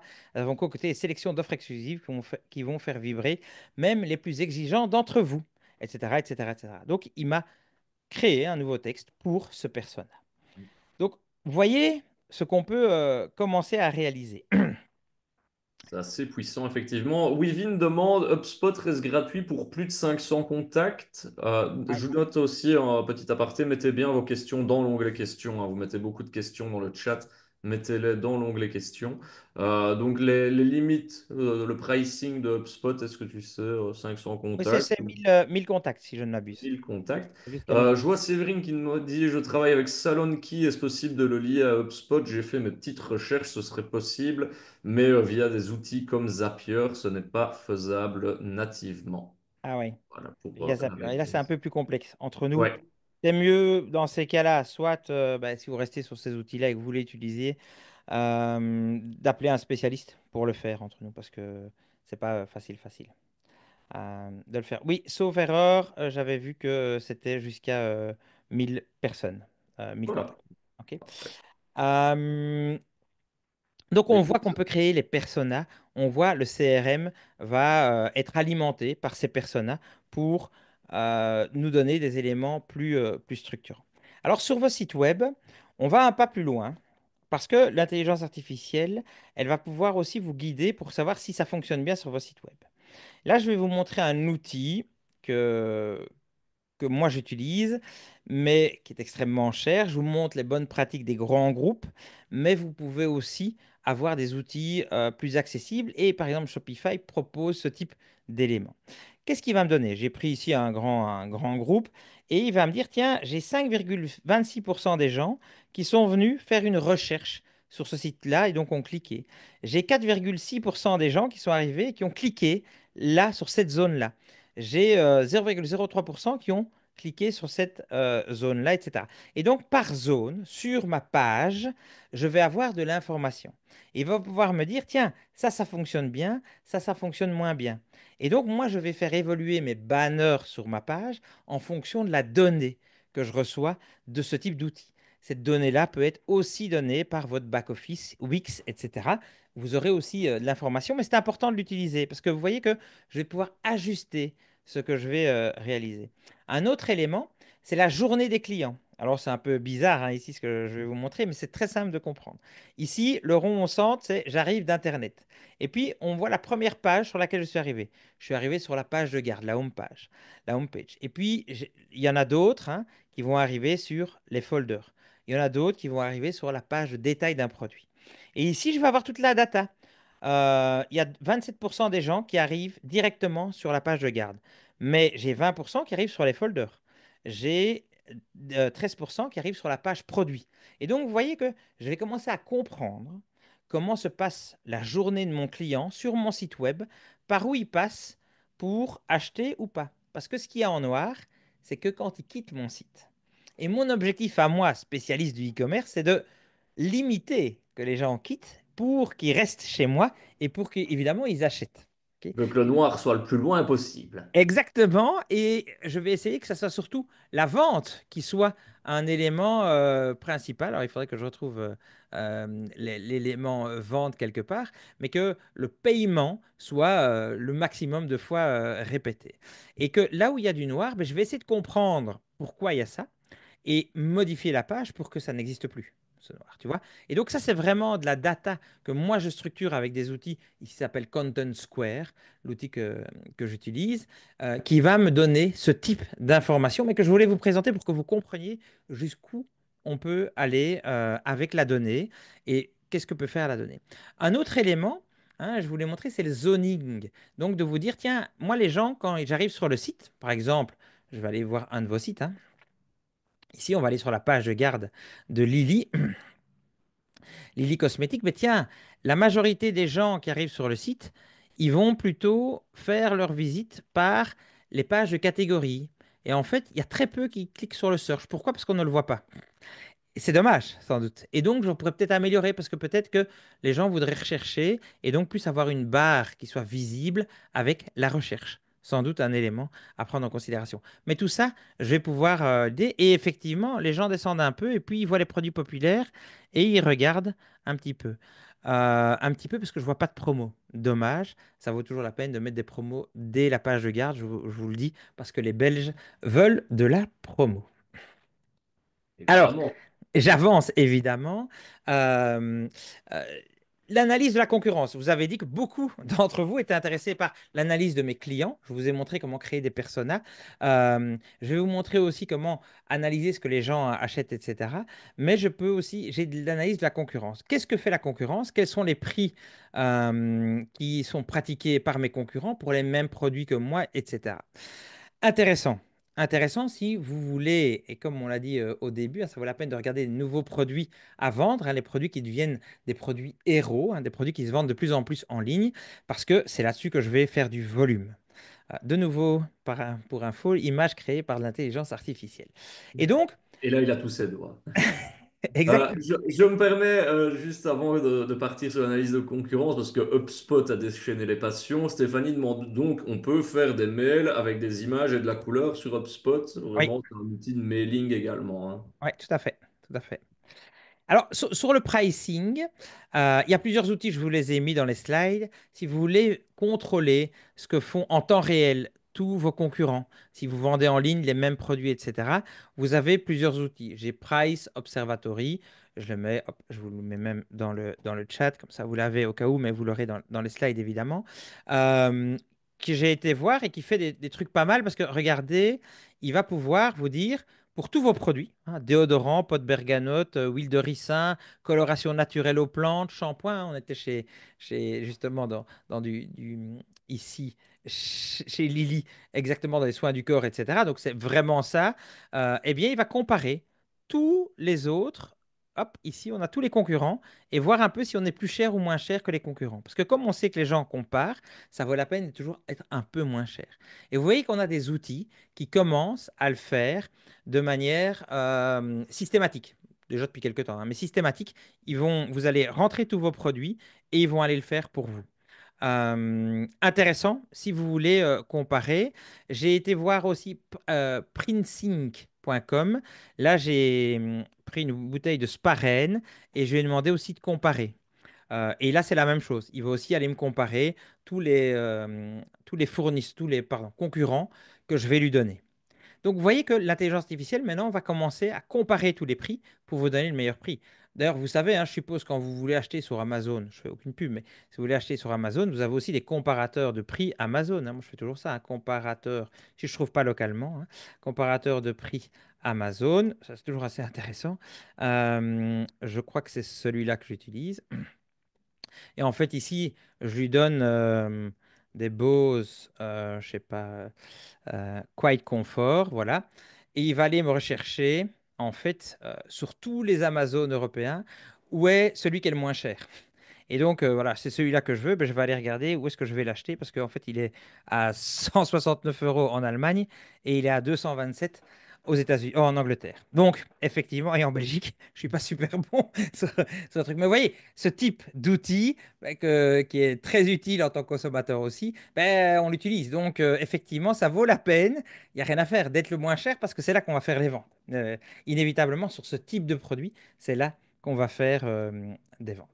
Et donc, intéressant ces outils. Mais on pourrait aussi, si on n'a pas d'outils, si on n'a pas les moyens, parce qu'il y a un petit coût quand même hein, pour ce Mm. type d'outils, si on veut le faire nous-mêmes sur certains produits de temps en temps, regarder un peu où en est le marché. Je vais simplement aller prendre ici une URL hein, chez Carrefour et je vais regarder un peu le Sparen. Et qu'est-ce que je vais faire? De nouveau, je vais appeler mon assistant. Adrien, je vais l'appeler dorénavant, et je vais dire agis comme un spécialiste des comparaisons, raison de prix, compare euh, le prix du produit suivant, hop, et je mets l'URL hein, directement de là, compare avec les principaux concurrents en Belgique. Alors, je l'ai fait tout à fait au hasard. Et on va voir un peu ce il va me donner. Mais regarde, ici déjà, tu vois qu'il a été Mm. regardé chez Deleuze, Deleuze, Deleuze, Deleuze, etc.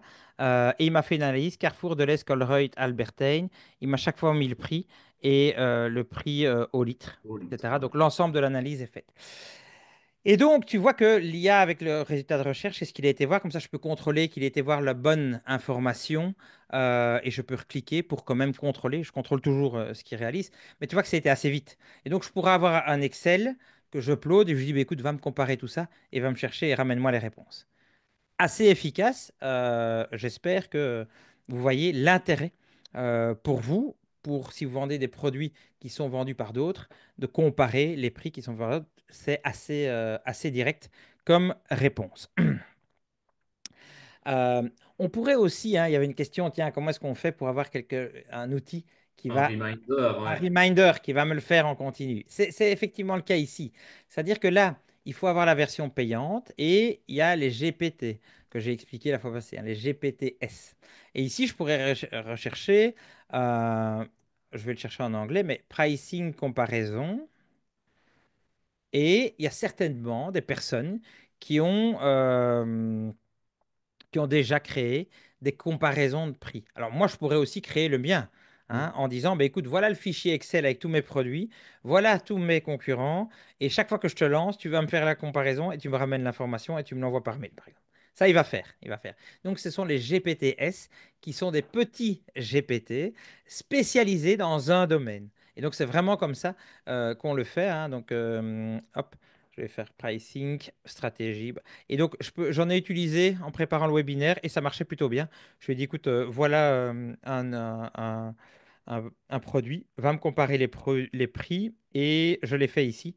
Hein, voilà, ça c'est un petit GPT qui a été me comparer euh, et pour me donner la moins chère en Belgique, simplement.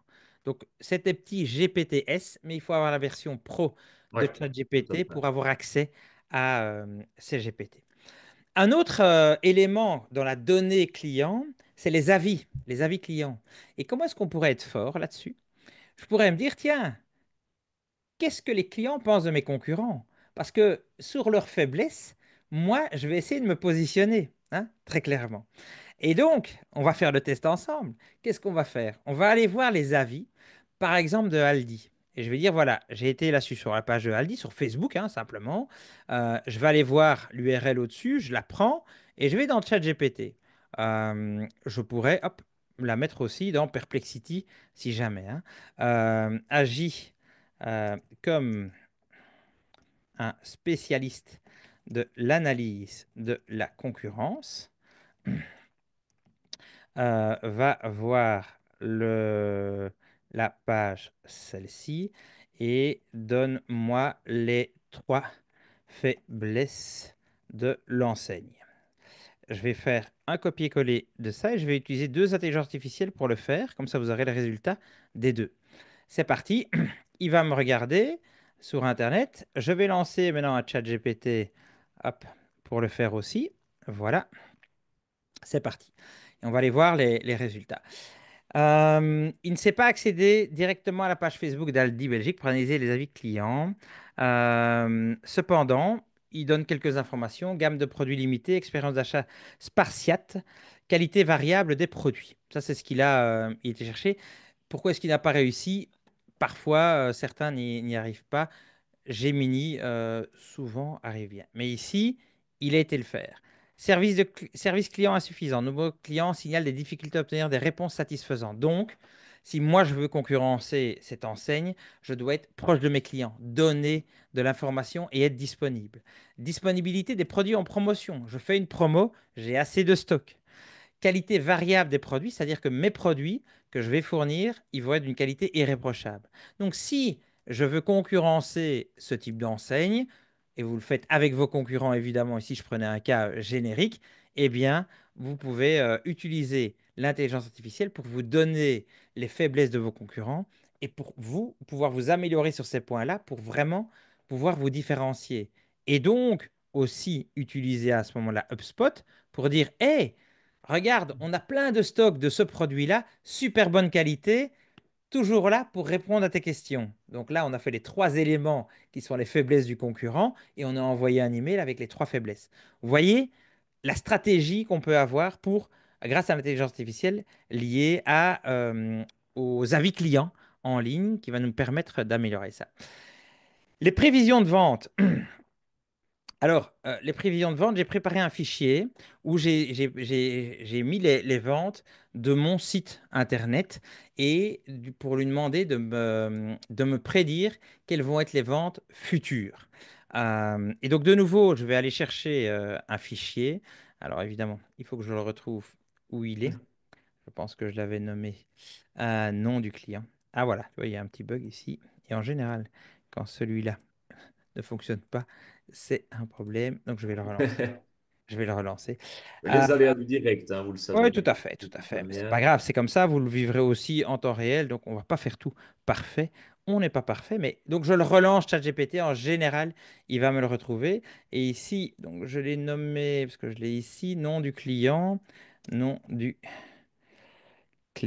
produit acheté, montant. Voilà. Donc c'est un fichier Excel, hop, que je vais vous montrer, qui donne le nom du client. Qu'est-ce qu'il a acheté? Un ordinateur portable, un smartphone, une tablette. Quel est le montant qu'il a acheté? À quelle date? Et quel est le statut? Parce que moi, j'ai des clients gold, bronze et silver. Donc, plus ils achètent, bah, plus ils arrivent dans des éléments gold. Et donc, par rapport à ma carte de fidélité, mais ils ont plus de pourcents. OK, donc, c'est un peu la manière de fonctionner. Et donc, ici, pour ChatGPT, je vais lui dire analyse le fichier. Analyse le fichier. Je vais déjà lui dire ça. On va un peu voir ce qu'il va me donner. Il me fait une petite analyse, mais vous allez voir que sur la donnée, il commence à être vraiment pas mal. Il me dit, voilà, ça va être le nom du client, le produit acheté, le montant acheté, la date, le statut. Ouais, on va lui demander, hein. Euh, Regarde ici, il me propose déjà des éléments intéressants. Analyse les ventes par statut de client.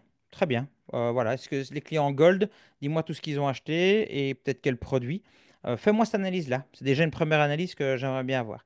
Et étape suivante, je vais vous montrer, parce qu'il y en a qu'on n'est pas toujours des spécialistes, donc vente moyenne, hein, il m'a donné, ou avec des virgules, beaucoup de virgules, combien de ventes, etc. Et qu'est-ce qu'ils ont acheté. Assez juste, hein, parce que tu vois que les Gold achètent plus que les Silver et que les bronzes. Donc, c'est assez juste cette analyse. Maintenant, je me fais... euh, crée-moi crée-moi un graphe représentant les ventes par mois, par exemple. Et en fait, au lieu de l'utiliser avec Excel, maintenant, je vais parler à mon assistant. Et mon assistant, ben, il va commencer à me créer mes graphes qui vont me permettre de prendre des décisions. Et là, ça va commencer à devenir intéressant. Regarde la manière dont il m'a créé le graphe. Ben, c'est plutôt pas mal, quoi, hein. Euh, et maintenant, je pourrais lui dire, ben voilà, euh, euh, que prévois-tu comme vente en janvier et février? Ça va pas être fameux parce que tu vois comme mes ventes ont chuté Ouais, ils ont bien chuté. sur le mois. T'as eu un sacré souci, visiblement. Ben, plus de stock, tu vois, gestion de stock, plus de stock et donc voilà. Donc, vous voyez, et il va utiliser des théories, etc., pour le faire. Et il va donner après une prévision pour janvier et février. Voilà, je suppose que ça va arriver. Mais donc, on sait faire maintenant du prévisionnel. Voilà, il va me donner quelles sont les ventes, etc. Je pourrais lui demander un graphique. Quels sont les produits les plus vendus? Je pourrais faire les produits par type de client, hein, etc., etc., etc. Donc, vous voyez jusqu'où vous pouvez pousser ChatGPT pour vous donner de l'information. Important. Et donc, ça, je l'ai appelé mon chat statistique. C'est mon chat statistique. Euh, Et ça, on nous l'a fait, veille concurrentielle, je vous ai montré comment faire aussi avec ChatGPT, hein, pour les prix. Vous avez aussi Google, hein. Moi, j'ai des alertes Google. Donc, dans Google, vous avez Google Alert, hein. Et là, vous créez une alerte, par exemple, hein. Moi, je l'ai créée sur les webinaires, par exemple, webinaires sur l'IA. Ben voilà, je vais me créer une alerte sur les webinaires sur l'IA. Et donc, dès qu'il y a un webinaire sur l'IA qui arrive, je vais recevoir un email avec les webinaires que moi, je vais aller voir. Je vais aller voir un peu mes concurrents, qu'est-ce qu'ils font, qu'est-ce qu'ils ont trouvé de mieux, de moins bien, etc., pour m'améliorer. Et donc, moi, j'ai des alertes qui vont tourner. N'hésitez pas à utiliser Google Alert, ça marche plutôt bien pour allez regarder ce que font vos concurrents. Vous pouvez le faire sur un nom d'une société, le nom d'une marque, etc. S'ils communiquent, vous allez avoir de l'information qui vous arrive par Google. C'est votre revue de presse personnalisée. et faites-le bah, justement sur, comme tu l'as dit, hein, le nom de votre enseigne. Toi, on a vu que tu avais mis par exemple ton adresse mail, hein, donc n'hésitez pas vraiment à voir ce qui se passe. Et puis, bah, un dernier petit cas pratique, hein, parce que l'heure tourne. Tu dois un dernier petit cas dans ta besace. Alors, je peux encore vous montrer quelques éléments. Euh, j'avais l'alerte Google que je voulais vous Ouais. montrer parce que je la semble intéressant. Maintenant, ce que je voulais surtout vous dire, c'est que l'IA, vous avez vu, hein, dans HubSpot ici, que vous avez ce copilote, vous allez pouvoir lui demander ce que vous voulez et il va aussi vous guider. Et donc, de plus en plus, cet agent conversationnel, hein, et retenez bien le nom, c'est vraiment un agent conversationnel, je vais parler avec lui, il va être présent partout dans le digital, que ça soit sur Shopify, que ça soit sur Wix, etc. Hein, j'ai encore un webinaire, comment créer un site web grâce à l'intelligence artificielle. Euh, tous ces éléments-là, liés à l'IA, ils vont être de plus en plus présents. Donc, dès aujourd'hui, il faut vous y mettre. Parce que c'est en vous y mettant que vous allez être beaucoup plus efficace par rapport à vos concurrents. Et donc pouvoir vendre mieux, pouvoir vous adapter à l'évolution de ce monde, à trouver des nouveaux produits, à aller chez les meilleurs fabricants, etc., etc., pour apporter plus de qualité à ce que vous réalisez. Euh, Ça, c'est important. Les PME vont être de plus en plus automatisées grâce à l'intelligence artificielle. Je vous ai montré des exemples ici que vous pouvez faire vous-même et je voulais vraiment faire quelque chose que vous pouviez faire vous chez vous. Évidemment, on peut automatiser tout ce que je vous ai montré avec des Zapier et compagnie, mais c'est un peu plus complexe hein, à le faire. Il faut des versions qui sont un peu plus payantes, mais on peut automatiser toute une série de processus si nécessaire. Donc, en conclusion, Adrien, on l'a vu aujourd'hui. Depuis la création de mon carnet papier, j'ai pris une photo, j'ai créé les données structurées dans un Excel, j'ai nettoyé ma donnée, je l'ai uploadé dans un CRM qui était HubSpot. HubSpot, je lui ai dit de me créer des campagnes et j'ai été créer mes personas grâce à la donnée que j'ai trouvée sur mon site web via SimilarWeb. J'ai été créer cette donnée, je l'ai donnée à une IA qui m'a généré mon persona, un ou deux personas. Il a créé une campagne qui peut envoyer et que je peux programmer pour envoyer vers la bonne personne. On a ensuite vu comment, avec l'IA, contrôler ce que font nos concurrents, aller voir les prix qui sont faits sur le web par rapport aux produits que nous, on propose, et comment aller regarder les avis des autres pour pouvoir s'améliorer et pour être différenciant par rapport à nos concurrents. Toute cette data qu'on a vue aujourd'hui au cours du parcours client, on l'a traitée avec différentes IA de manière, je pense, assez simple et accessible à tous. Donc, si j'ai une conclusion, mettez-vous-y dès ce soir. Ouais. Ben, merci beaucoup Jean-Philippe. C'est vrai que ben, on a vu hein, tout ce que tu as fait aujourd'hui. Ben, fatalement, des professionnels comme toi, vous faites ça depuis très longtemps, mais l'outil qu'est l'intelligence artificielle permet justement à tout le monde, finalement, petit indépendant ou petite PME, de pouvoir justement franchir le pas beaucoup plus facilement. Et tu as toujours d'excellents commentaires dans le chat, des remerciements. Et d'ailleurs, je vous ai ouvert le lien. Le dernier sondage de la soirée, c'est l'enquête de satisfaction qui est mis en place dans le cadre de ce programme Digital Commerce. Donc, il est vraiment là pour qu'on puisse améliorer aussi hein, les webinaires. On a vu l'intelligence artificielle, faut continuer, il faut la bidouiller pour qu'elle s'améliore. Ben, Jean-Philippe et moi aussi, c'est pareil. Donc, n'hésitez pas vraiment à nous mettre des étoiles. Je Je- vous rappelle qu'il y aura le replay vous sera envoyé ainsi que les slides demain soir. D'ailleurs, bah, je voyais dans le chat que beaucoup disaient énormément d'informations, c'est difficile de s'y retrouver, mais voilà, vous avez les slides qui vont arriver, le replay pour regarder tout cela à votre aise et mettre un petit peu les mains dans le cambouis en faisant au fur et à mesure hein, ici. Si vous n'en aviez pas l'habitude, le but c'est de faire le point et puis après on vous offre toutes les ressources bien évidemment pour que vous puissiez faire ça à votre guise. En parlant de webinaire et de replay, surtout, ben, je vous ai mis le lien dans le chat de la chaîne YouTube du SNI qui regorge de webinaires. Ben, beaucoup avec Jean-Philippe, hein, c'est notre mascotte à nous. Énormément de ressources sur cette chaîne YouTube et d'autres vont arriver aussi. Hein. Il y a plein d'autres webinaires qui sont au programme, bien évidemment. Et d'ailleurs, je vais vous mettre le lien du prochain webinaire qui aura lieu le 2 décembre. Donc, on va faire une petite pause jusque-là.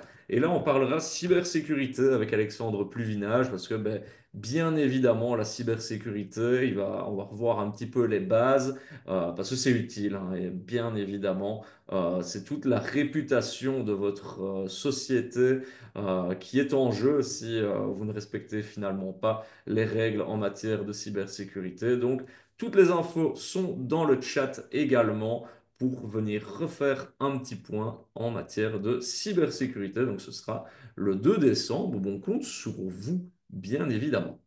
Exact. Et alors, pour donner un petit truc que vous pouvez aussi faire, il y a une IA qui permet d'aller rechercher donc la vidéo YouTube, puisqu'effectivement, on a donné pas mal d'informations, et qui va vous segmenter la vidéo, qui va vous dire à quel moment on parle de quoi. Et donc, vous avez aussi des IA qui vont vous résumer ces vidéos. Mais évidemment, c'était de la data, il fallait voir tout le parcours client lié à la donnée. Il ne faut pas tout faire. Faites une ou deux choses qui sont importantes pour vous. Focalisez-vous sur une ou deux choses et faites-les bien. Après, on évolue au fil de l'eau. Mais on a donné l'ensemble des informations. Utilisez une ou deux, créez-vous de l'expérience, et puis après, vous verrez que c'est pas très très compliqué. Bien, voilà. Il n'y a plus qu'à, comme on dit justement. En tout cas, on vous souhaite à toutes et tous, et surtout à toi également, Jean-Philippe, ben, une très bonne soirée. On se retrouve très bientôt pour un prochain webinaire. À bientôt. Merci à toutes, merci à tous.